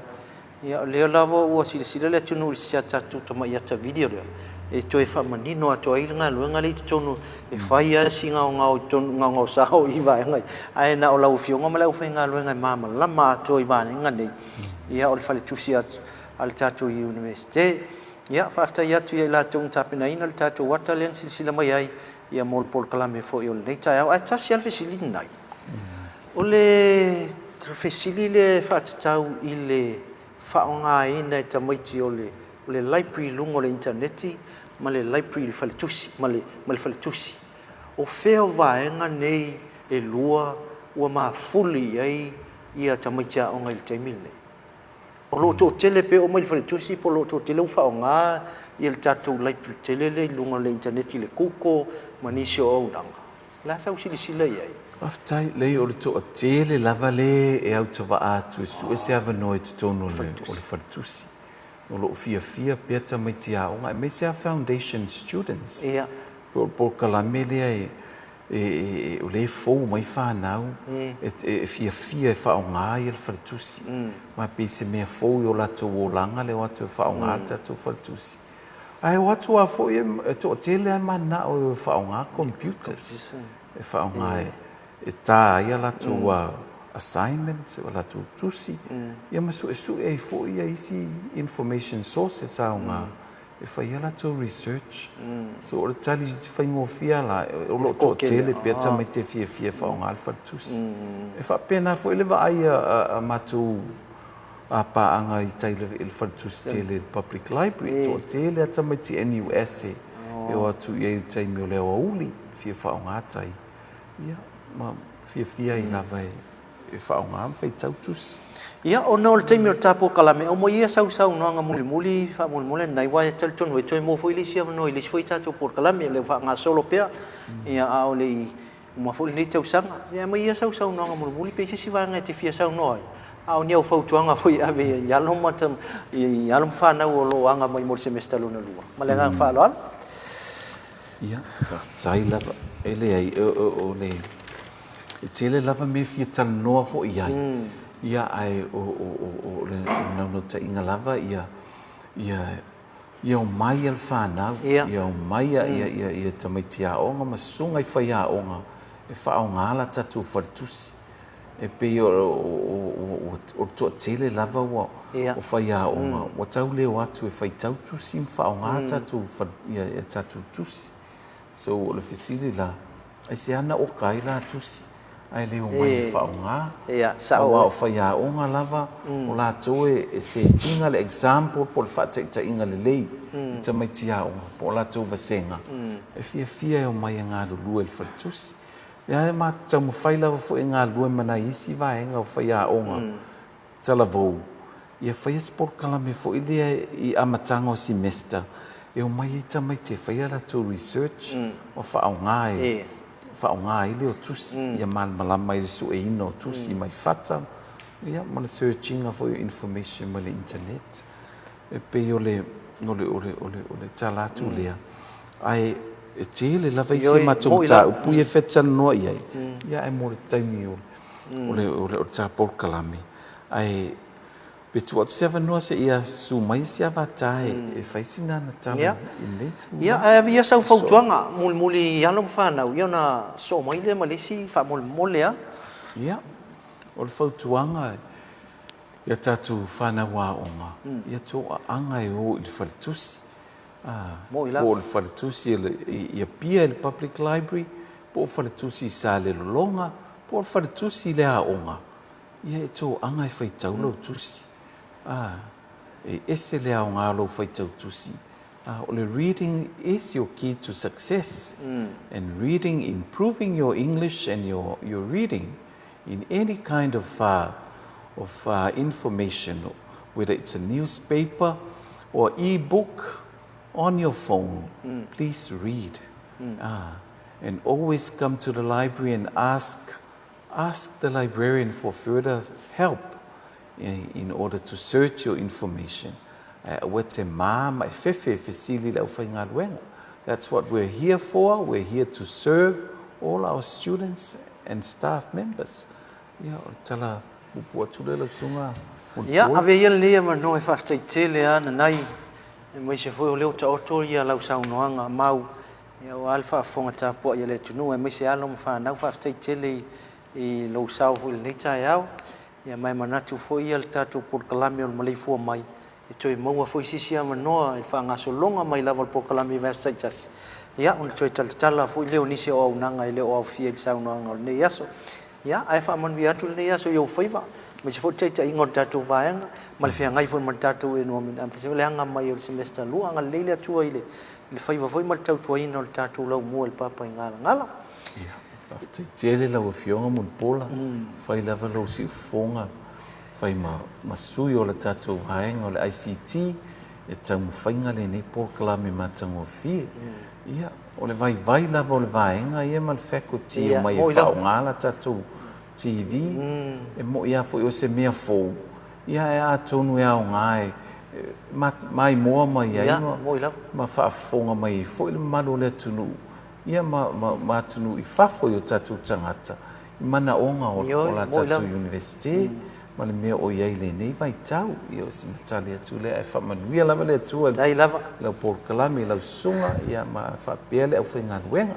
Ia, whaftai sa moa, o le nau e sisila mai le vaenga mua tātou Port Kalame nei i le nei tai au o le whaatalanoa ma le auaunaga ia o le maota o puna oa po le tātou faltusi o loo taitai ai ia ma ai foi lalo le vavaaiga le fionga ana nai avalonga tongi tunu popo ia i le nei tai au mai manatu sa mo i lau silasila ma le whaafonga mai mose se avanoa le fionga ana nai ia tātou toe whaasoa foi lunga o le tātou Port Kalame nei ai manu ia tele au whaasausaunga sa moa o le avavai foi ia i sina marolonga pupu lea ia ona so mai leo se tasi ofisa si nia foi le faltusi ia mai whaafonga mai ai foi o tatala atu nisi o vaenga le nei tai au. Second semester enrollment for the National University of Samoa. Enrollments for second semester start from the 6th to the 9th of July, 9 a.m. at the NUS gym. For returning students, all you need to bring is your student ID and your enrollment fee payment. Enrollment fee for returning students is 200 tala. Fees for new students is 322 tala. New students, please make sure to bring certified copies of your birth certificate or passport, Samoa school certificate or equivalent, Samoa secondary leaving certificate or equivalent, tertiary qualifications, and measles vaccine confirmation. Mature applicants need to provide evidence from employers or trainers of at least 2 years full-time relevant work experience and or training. For more information, please email studentinquiries@nus.edu.ws or call 20072 or visit our website. Second semester enrollment for the National University of Samoa.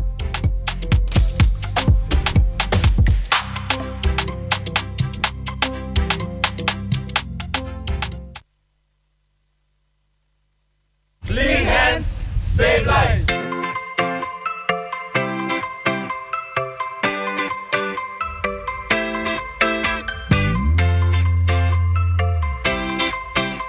ai e tele ulu fale i lotoa e te tau lava ona fulumau lima o loo iai lava se te pua uma ona saunia e a ona mulimurita i ai le fuluina o lima ia whaonga lava nisi o vaila au fulu lima ina ia mautinoa lo malu puipuia mai ai nisi o sia mai a afia ai i se whaama.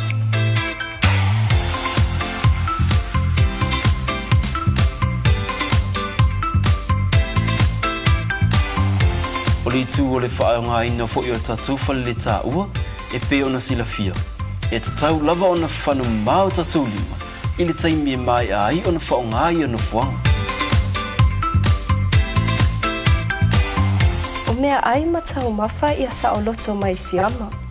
A mata mai le fulu mamao o lima. E tele soifua o le ala vea ina mai i whaamai. Pe a whaonga paipa ua mai o na fausia. Ia sa o loto le fale ai mai siama.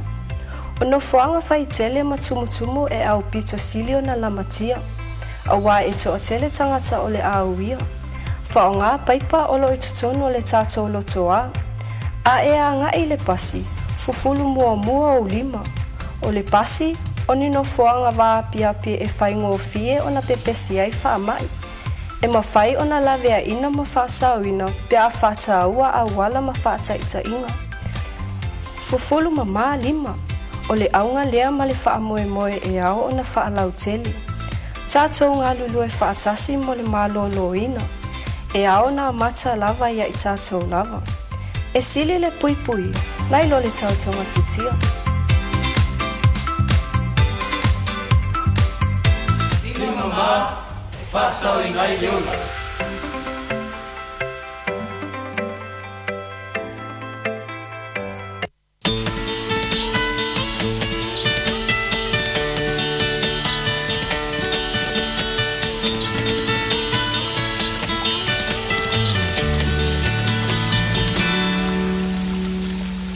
Toi te liu mai o le tātou Port Kalame, le fau so atu foi, ia i le nei foi vaenga o le tai au ma le silisila mai o si o tātou atu nu. Ia mai se foi, ia o le maua mai foi i lau whaafonga Samoa, ma le malu foi e li mata mai tai a onga, ia o lo whaapenao na anga mai foi mo le tātou le stala, ia ai mai se foi, ia o li mata mai tai whai a onga, ma le lau tele ai o le tātou tautua i tono le lau mua le papa i ngala ngala, ia le nei foi vaenga o le tātou Port Kalame. Ma e fia foi le nei tai au e whaawhi loa i se tasi foi o maa lo wha alon ngi o le tātou Port Kalame.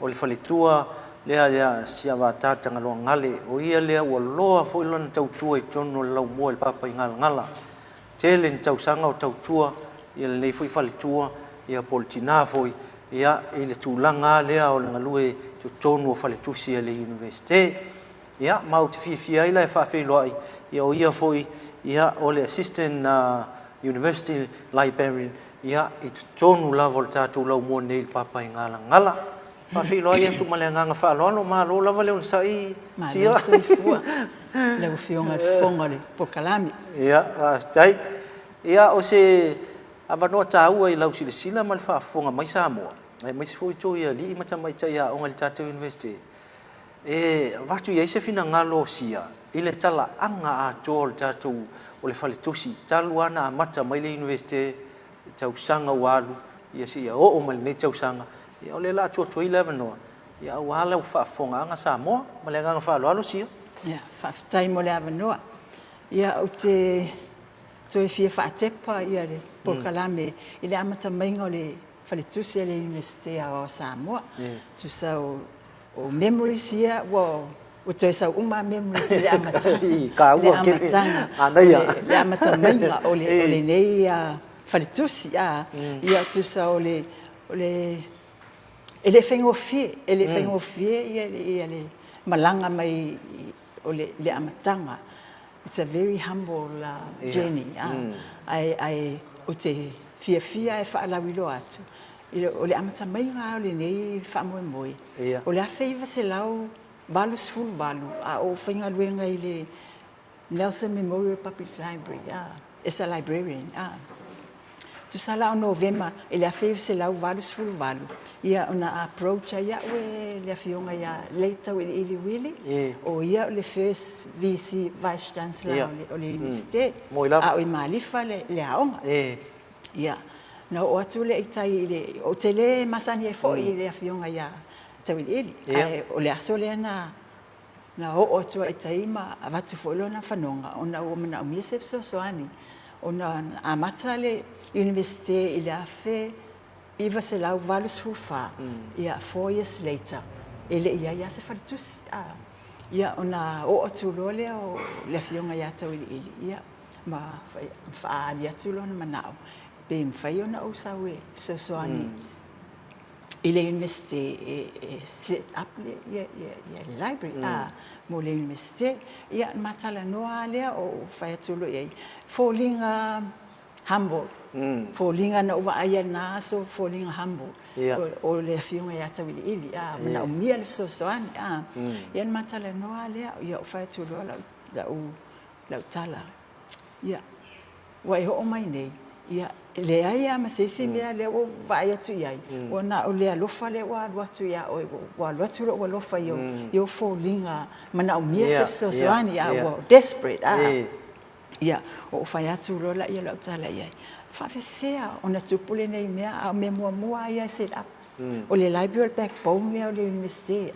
ta tauna na set up ia le library a mata mai amatanga ia ma sawa ia ia amata ila o nga ye me library awa o le me mua le soani tamaiti o le library ia mai asto ina ia na wa si la fia fa tia le o man tu ne le tala wa fai mai ne lo fanonga le o fale ton wa le tala na fa longa ile amatanga it's a 5-star university ele o tele lo la pole ala o me la o te fai pe fai ele se tupe e foi le e fa vai le library ma operate le library ai we ia tu mai lo fanonga o le o vai atu I lo mana o mia le soani ia le ase fai e muli se tala a le o I atu o le o avatu la tala o I o atu le mena te mana oi o lo fatu atu le la o I o atu le mena te mana oi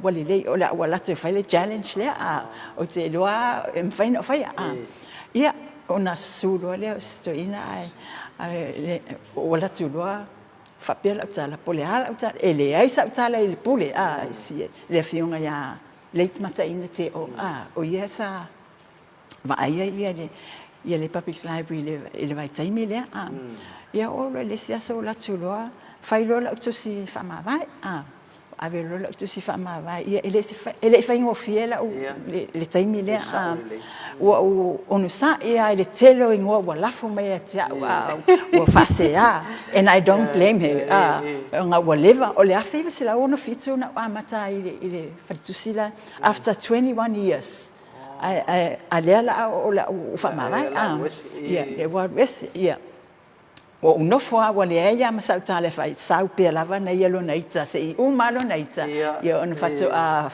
vatu le se so ile mele o mana o te movie ya na fai lo le fai ala na tala fo ile na la fo maeta oi it's a town na ya le sia ki lo u te lo bole anga lo u o fatu pe se au fai ile tala fo mai o le lima tanga la le universite na tali fa fe after 1 year ai le se mea o fe la to ya ria pa tia no to sa fo ile ne tali file mo o mana o mana mia lo mo ona o lo fatele la o fala so ani me se o alo fa na wi no tatu faltus fa vai no faltus ya ele fa ngo fie la o se matai na matu uma ya se le fiong fo ya matai na matai pule na vai tau ona ole alofa mai ata uma le mele o mana o te adresse o mana o se sa se fai al mele I nei le on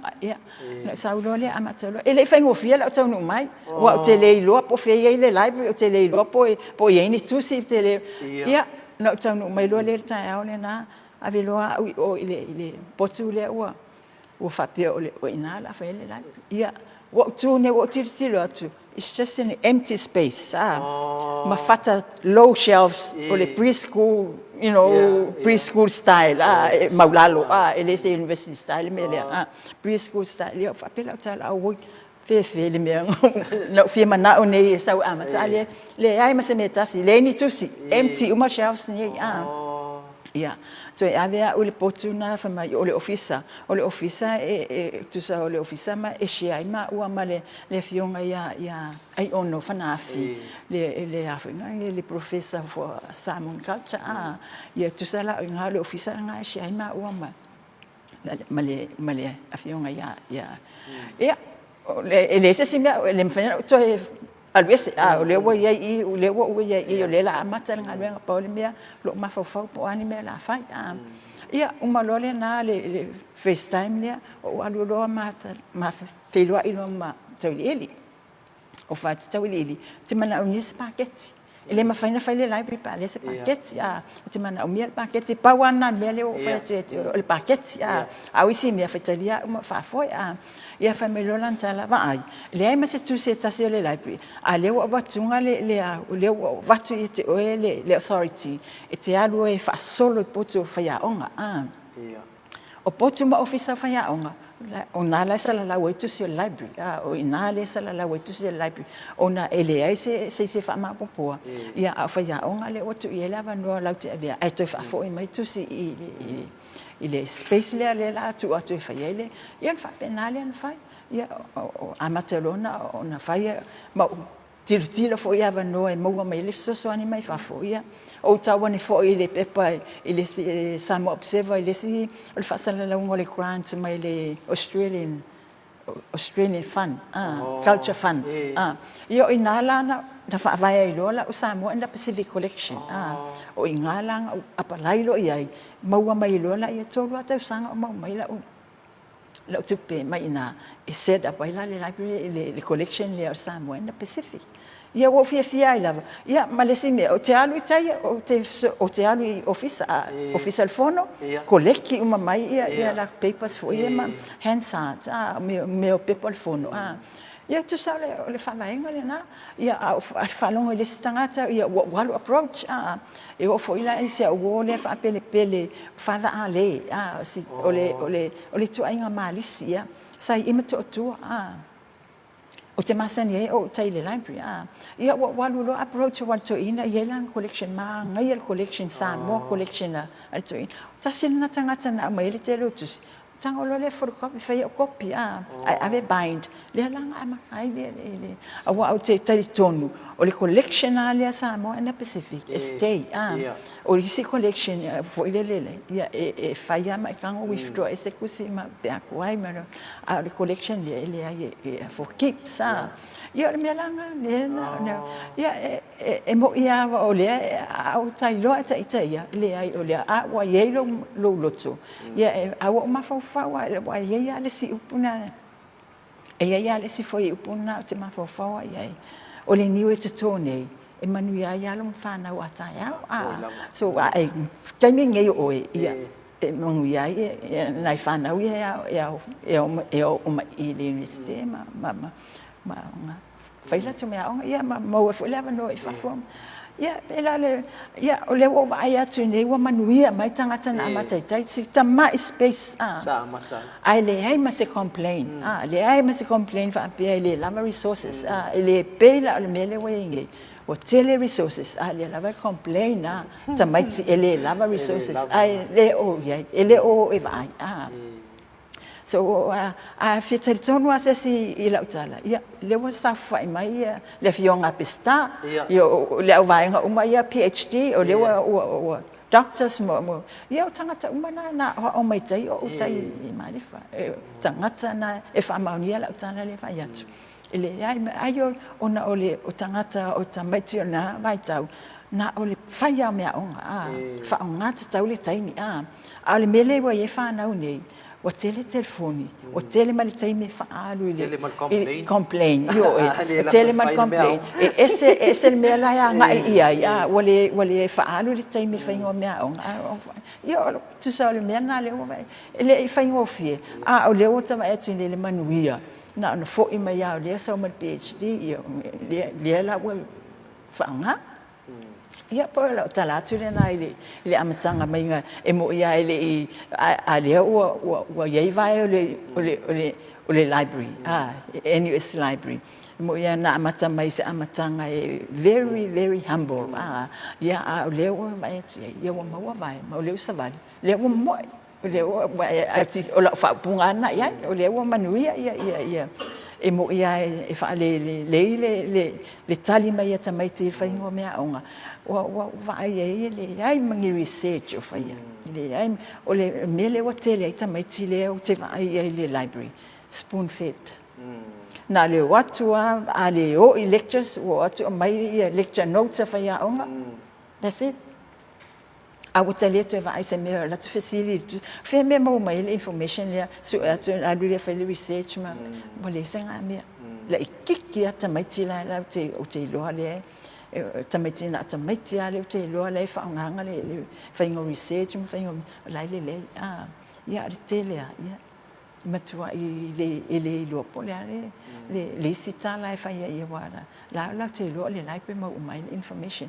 ia e mana na o fo le tu le matu me o mana o va tu me o le te mi na pa wala na ele ai tu atu o le lecture le fa alu le sa ile le si information if so swani ati o ile resta Samoa ia e la ngona le ngangol fa tele ia I le faltua fo ia sia le afalongolongo she's a very humble lady I le tau amata ina le tatou falitusi mai tau sanga I tele ia afalongolongo fo Samoa I le talaanga o le tina ia sia ma le tau foinga ia e la ngona le ngangol fa ftai amu ia I o tatou vai taimi o faingo fie ma le taimi fo sa tau asa mai ia faiva o le tatou falitusi ia mamataina mai fo se tala anga macha ngo fi tele lau fa fonga Samoa ia le tala anga o tatou falitusi ia o se tasi fo o toi ulutia ia o le ninga luenga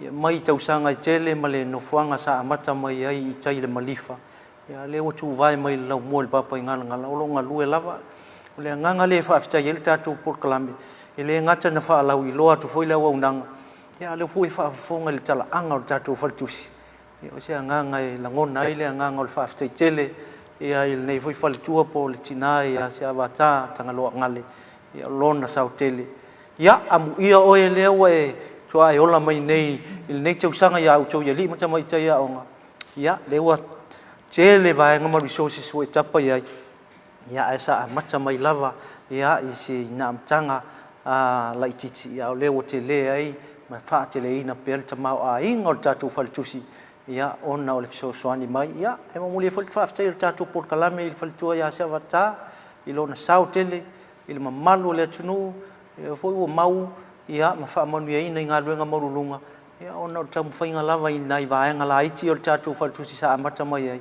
ia o le fa ia e le tua ia mo le fa te tele ia ai tele penia vanosia e fia tala noa pea ia te oi foi tinapo o le faltua tu lo ni o mamalu ia wanga luenga fa faltusi ma o lo sau tele foi e fia fa fonga ia i matua mali mata mai taia o ngai sau fa tuanga taua ia mo ila tuanga mai ia ala va tuel ne ma no muli te sau no i sau fa tuanga le ia le foi la fetuleni mai halo fa na mo le kwata ia le foi se fa tuanga taua mo ila tua o le amateina o nga malenga fa lo ia fa taila ia o le fa tuanga lava ia ele ese mai fa tuanga wa ave pe lava pe ina ia tu ese le tu esele me foi le pe feta alo alo ele ia sanga ia ne fai me wa o le lumana i tangata tele me faina te pa tu ma au mai me o te o le savali anga i luma te tau ona eva ia ina ia mau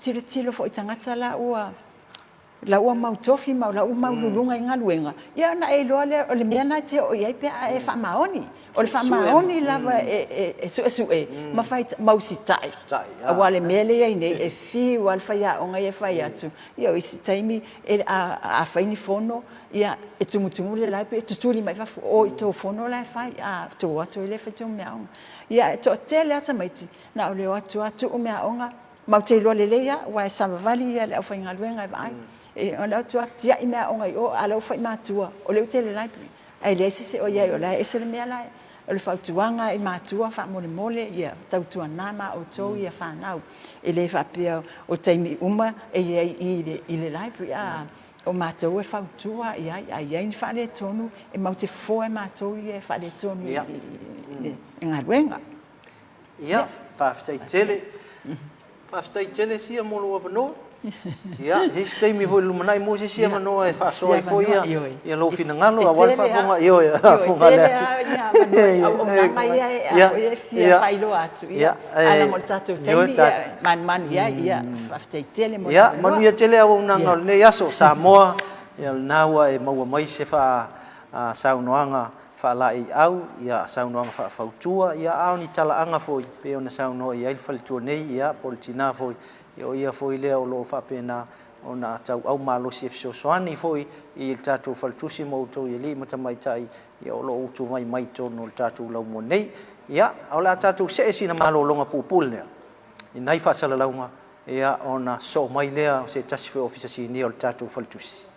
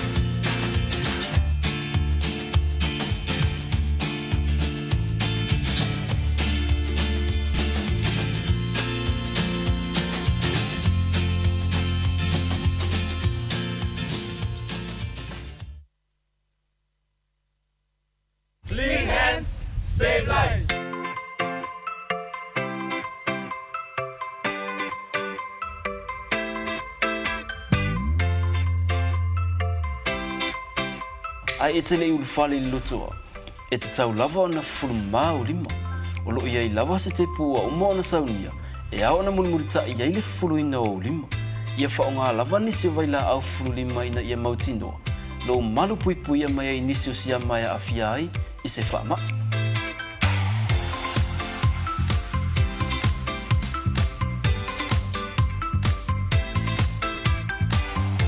O li tu o le whaonga ina fo i o tatu whale le tā ua e pe ona sila fia. E te tau lava ona whanu mao tatu lima i le taimi e mai ai ona whaonga ai ana fuanga. Mea ai matau mawha ia sa o loto mai siama. A mata mai le fulu mamao lima. E tele soifua o le ala vea ina mai i whaamai. Pe a whaonga paipa ua mai o na fausia. Ia sa o loto le fale ai mai siama. O no fuanga whai tele matumutumu e au pito silio na lamatia. A wā e to o tele tangata o le auia. Whaonga paipa o lo i tutono le tātou lotoa. A e a ngai le pasi. Fufulu mua o lima. O le pasi, o nino fuanga wā pia e whaingo o fie o na pepesi ai whaamai. E mawhai o na lavea ina ma whaasauina pe a whaataua a wala ma whaataita inga. Fufulu ma lima. O le aunga lea ma le whaamoe moe e ao o na whaalau teli. Tātou ngā lulu e whaatasi mo le mālolo ina. E ao na mata lava ia i tātou lava. E sili le pui pui, nai lo le tautonga fitia. Ili mama, whasau i ngai leola.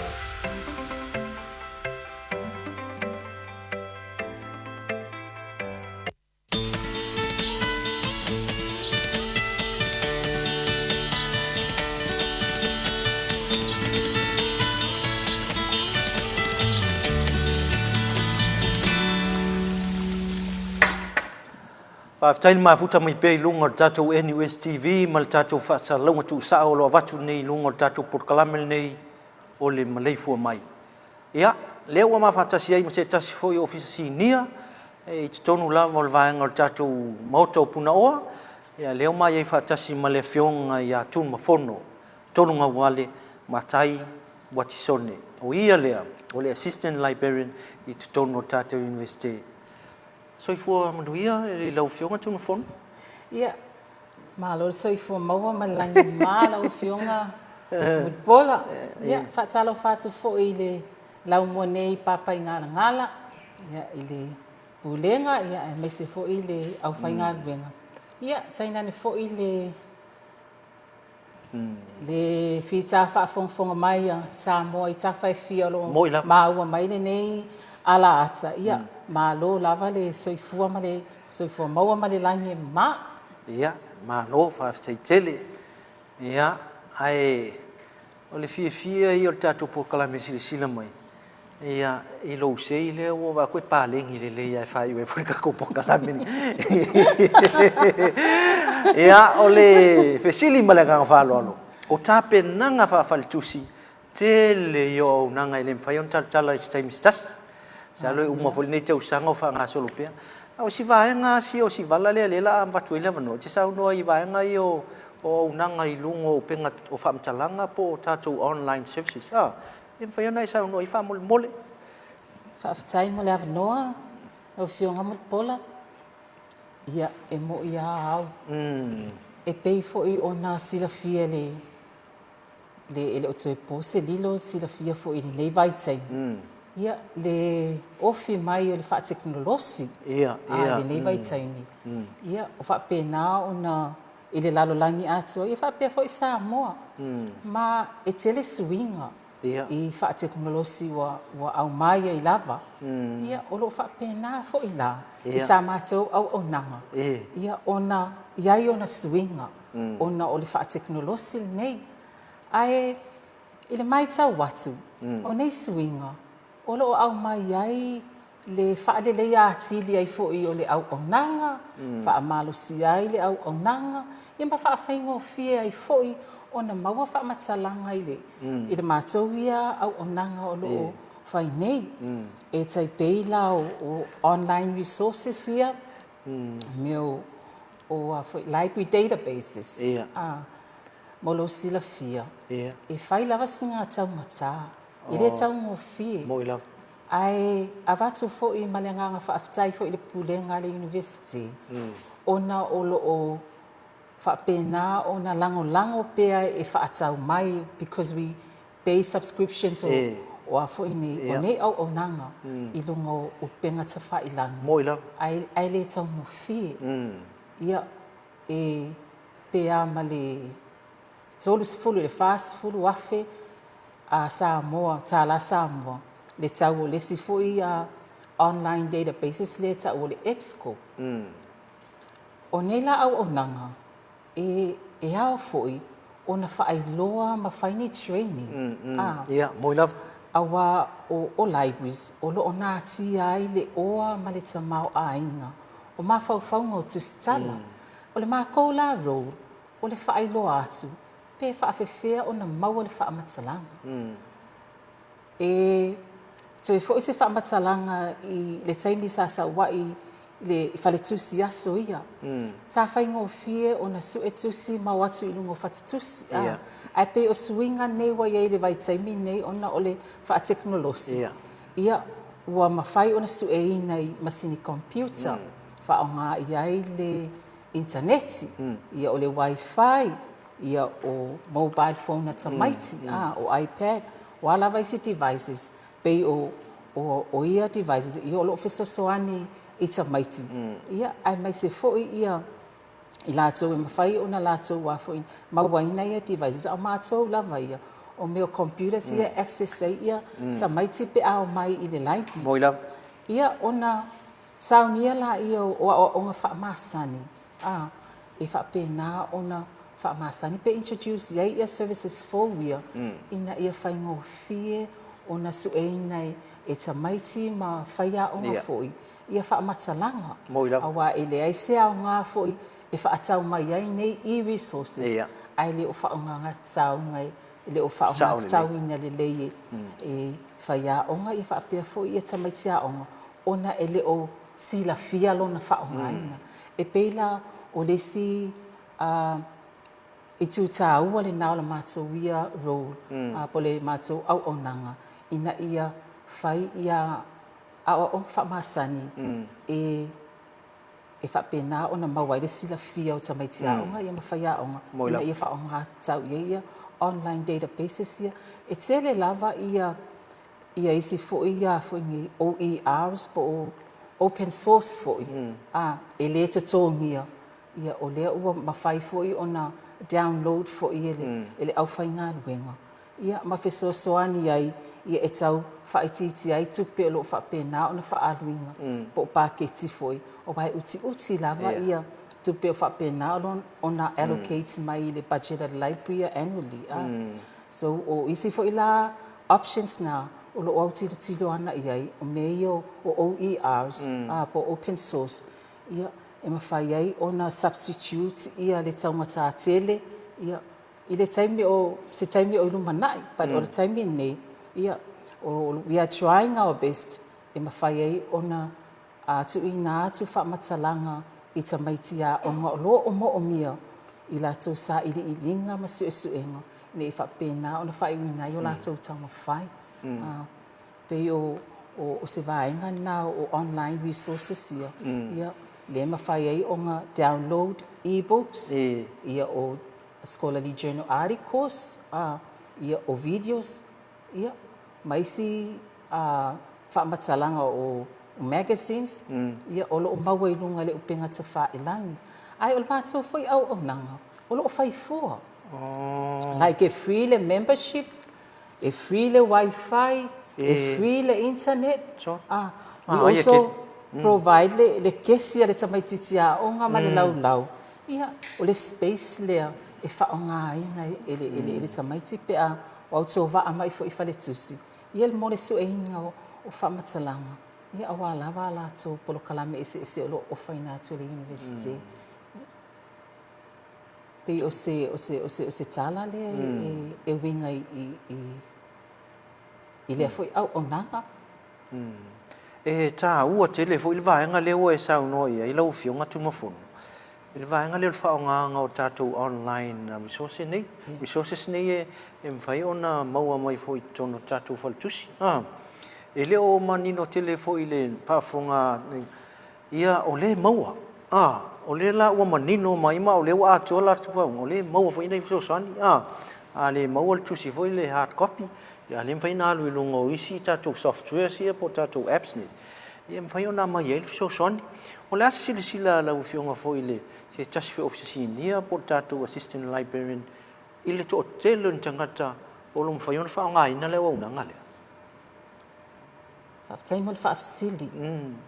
Ile taimi nei wa improve ia po wa fa tupula ia le numero tangata o lo mafai ona lato fa ngaina awai uma lava ona fai survey e lo ai foi po walu ilunga po walu ilalo ia tangata o lo fa ngaina nei au onanga ai ole moni mau ia o lo fa tupula ia ai o lo o mia pea le to atele o tangata ina e sila fia ona fa ngaina nei au na tangata ia e tangata lona fu ini lona tau ia e mo mia lava le fa ngata tau ma le sila fia e a fu ini e fa tu vai fu le talo sanga a fia mo mia like awa tu ilungo o mato fatatusi ia ele o maua se fa matalanga ina ia and I'm fai ona whawhiso o tae maile au whai ngā luenga. We are more than happy to seek for further offering information with regards po le alawa le topic e au mai e le whai a o ngā wape o le sita mai titi. E la tu roi lungo le o le whata whape le se tusi whape o ia. E le ila se a. Ia, e pei fo i le sita mai titi e muso fo e fesili e pei e maa. But o le taime nei, wa tere suinga la ia wa au mai.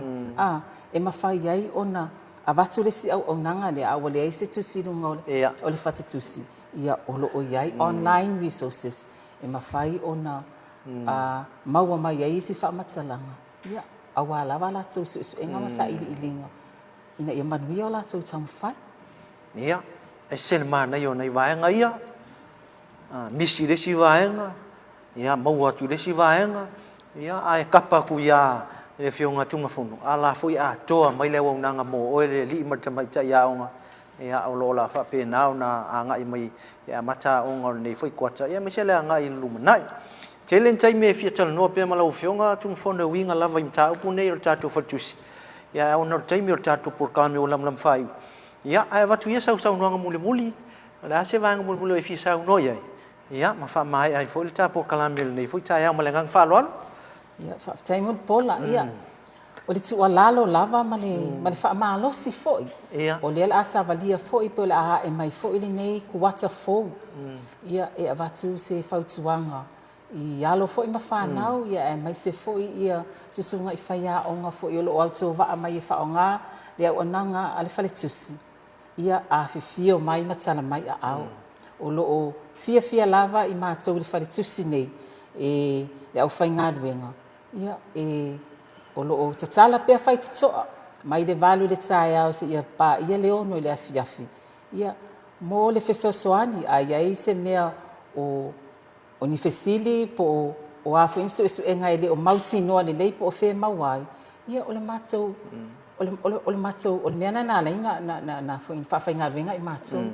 Ina ia a watu se au nanga le lei i le tu ina atu leo o wha matalanga e wha pena ona whai ia su enga fōi ma whai minai ia tau ma whai o ta maiti a onga wha malia ina i fōi o lato mana onga i mea tau su enga ia pei ole a fōi nei o le tu alalo atu le nā o le o ta tala pea le awa noa i le whalitusi ia e tau te a fifio mai ai ia e fa o ngā te tau le tātou au onanga a wai o isi ta maiti ia e te lea tātou wo e pēsi wha mai e le tate wha alongo tua tātou e wha malulu le laipui le ai e le se whale wha malulu le laipui wha mole mole e te tau o na tau wo mai e wha o ngā te tau ia tūpea nei mātua nei e te tongi ia a wale le afu nei ina i umanuia le tau mawhai ma wha pēnana mawini ngā luenga le lei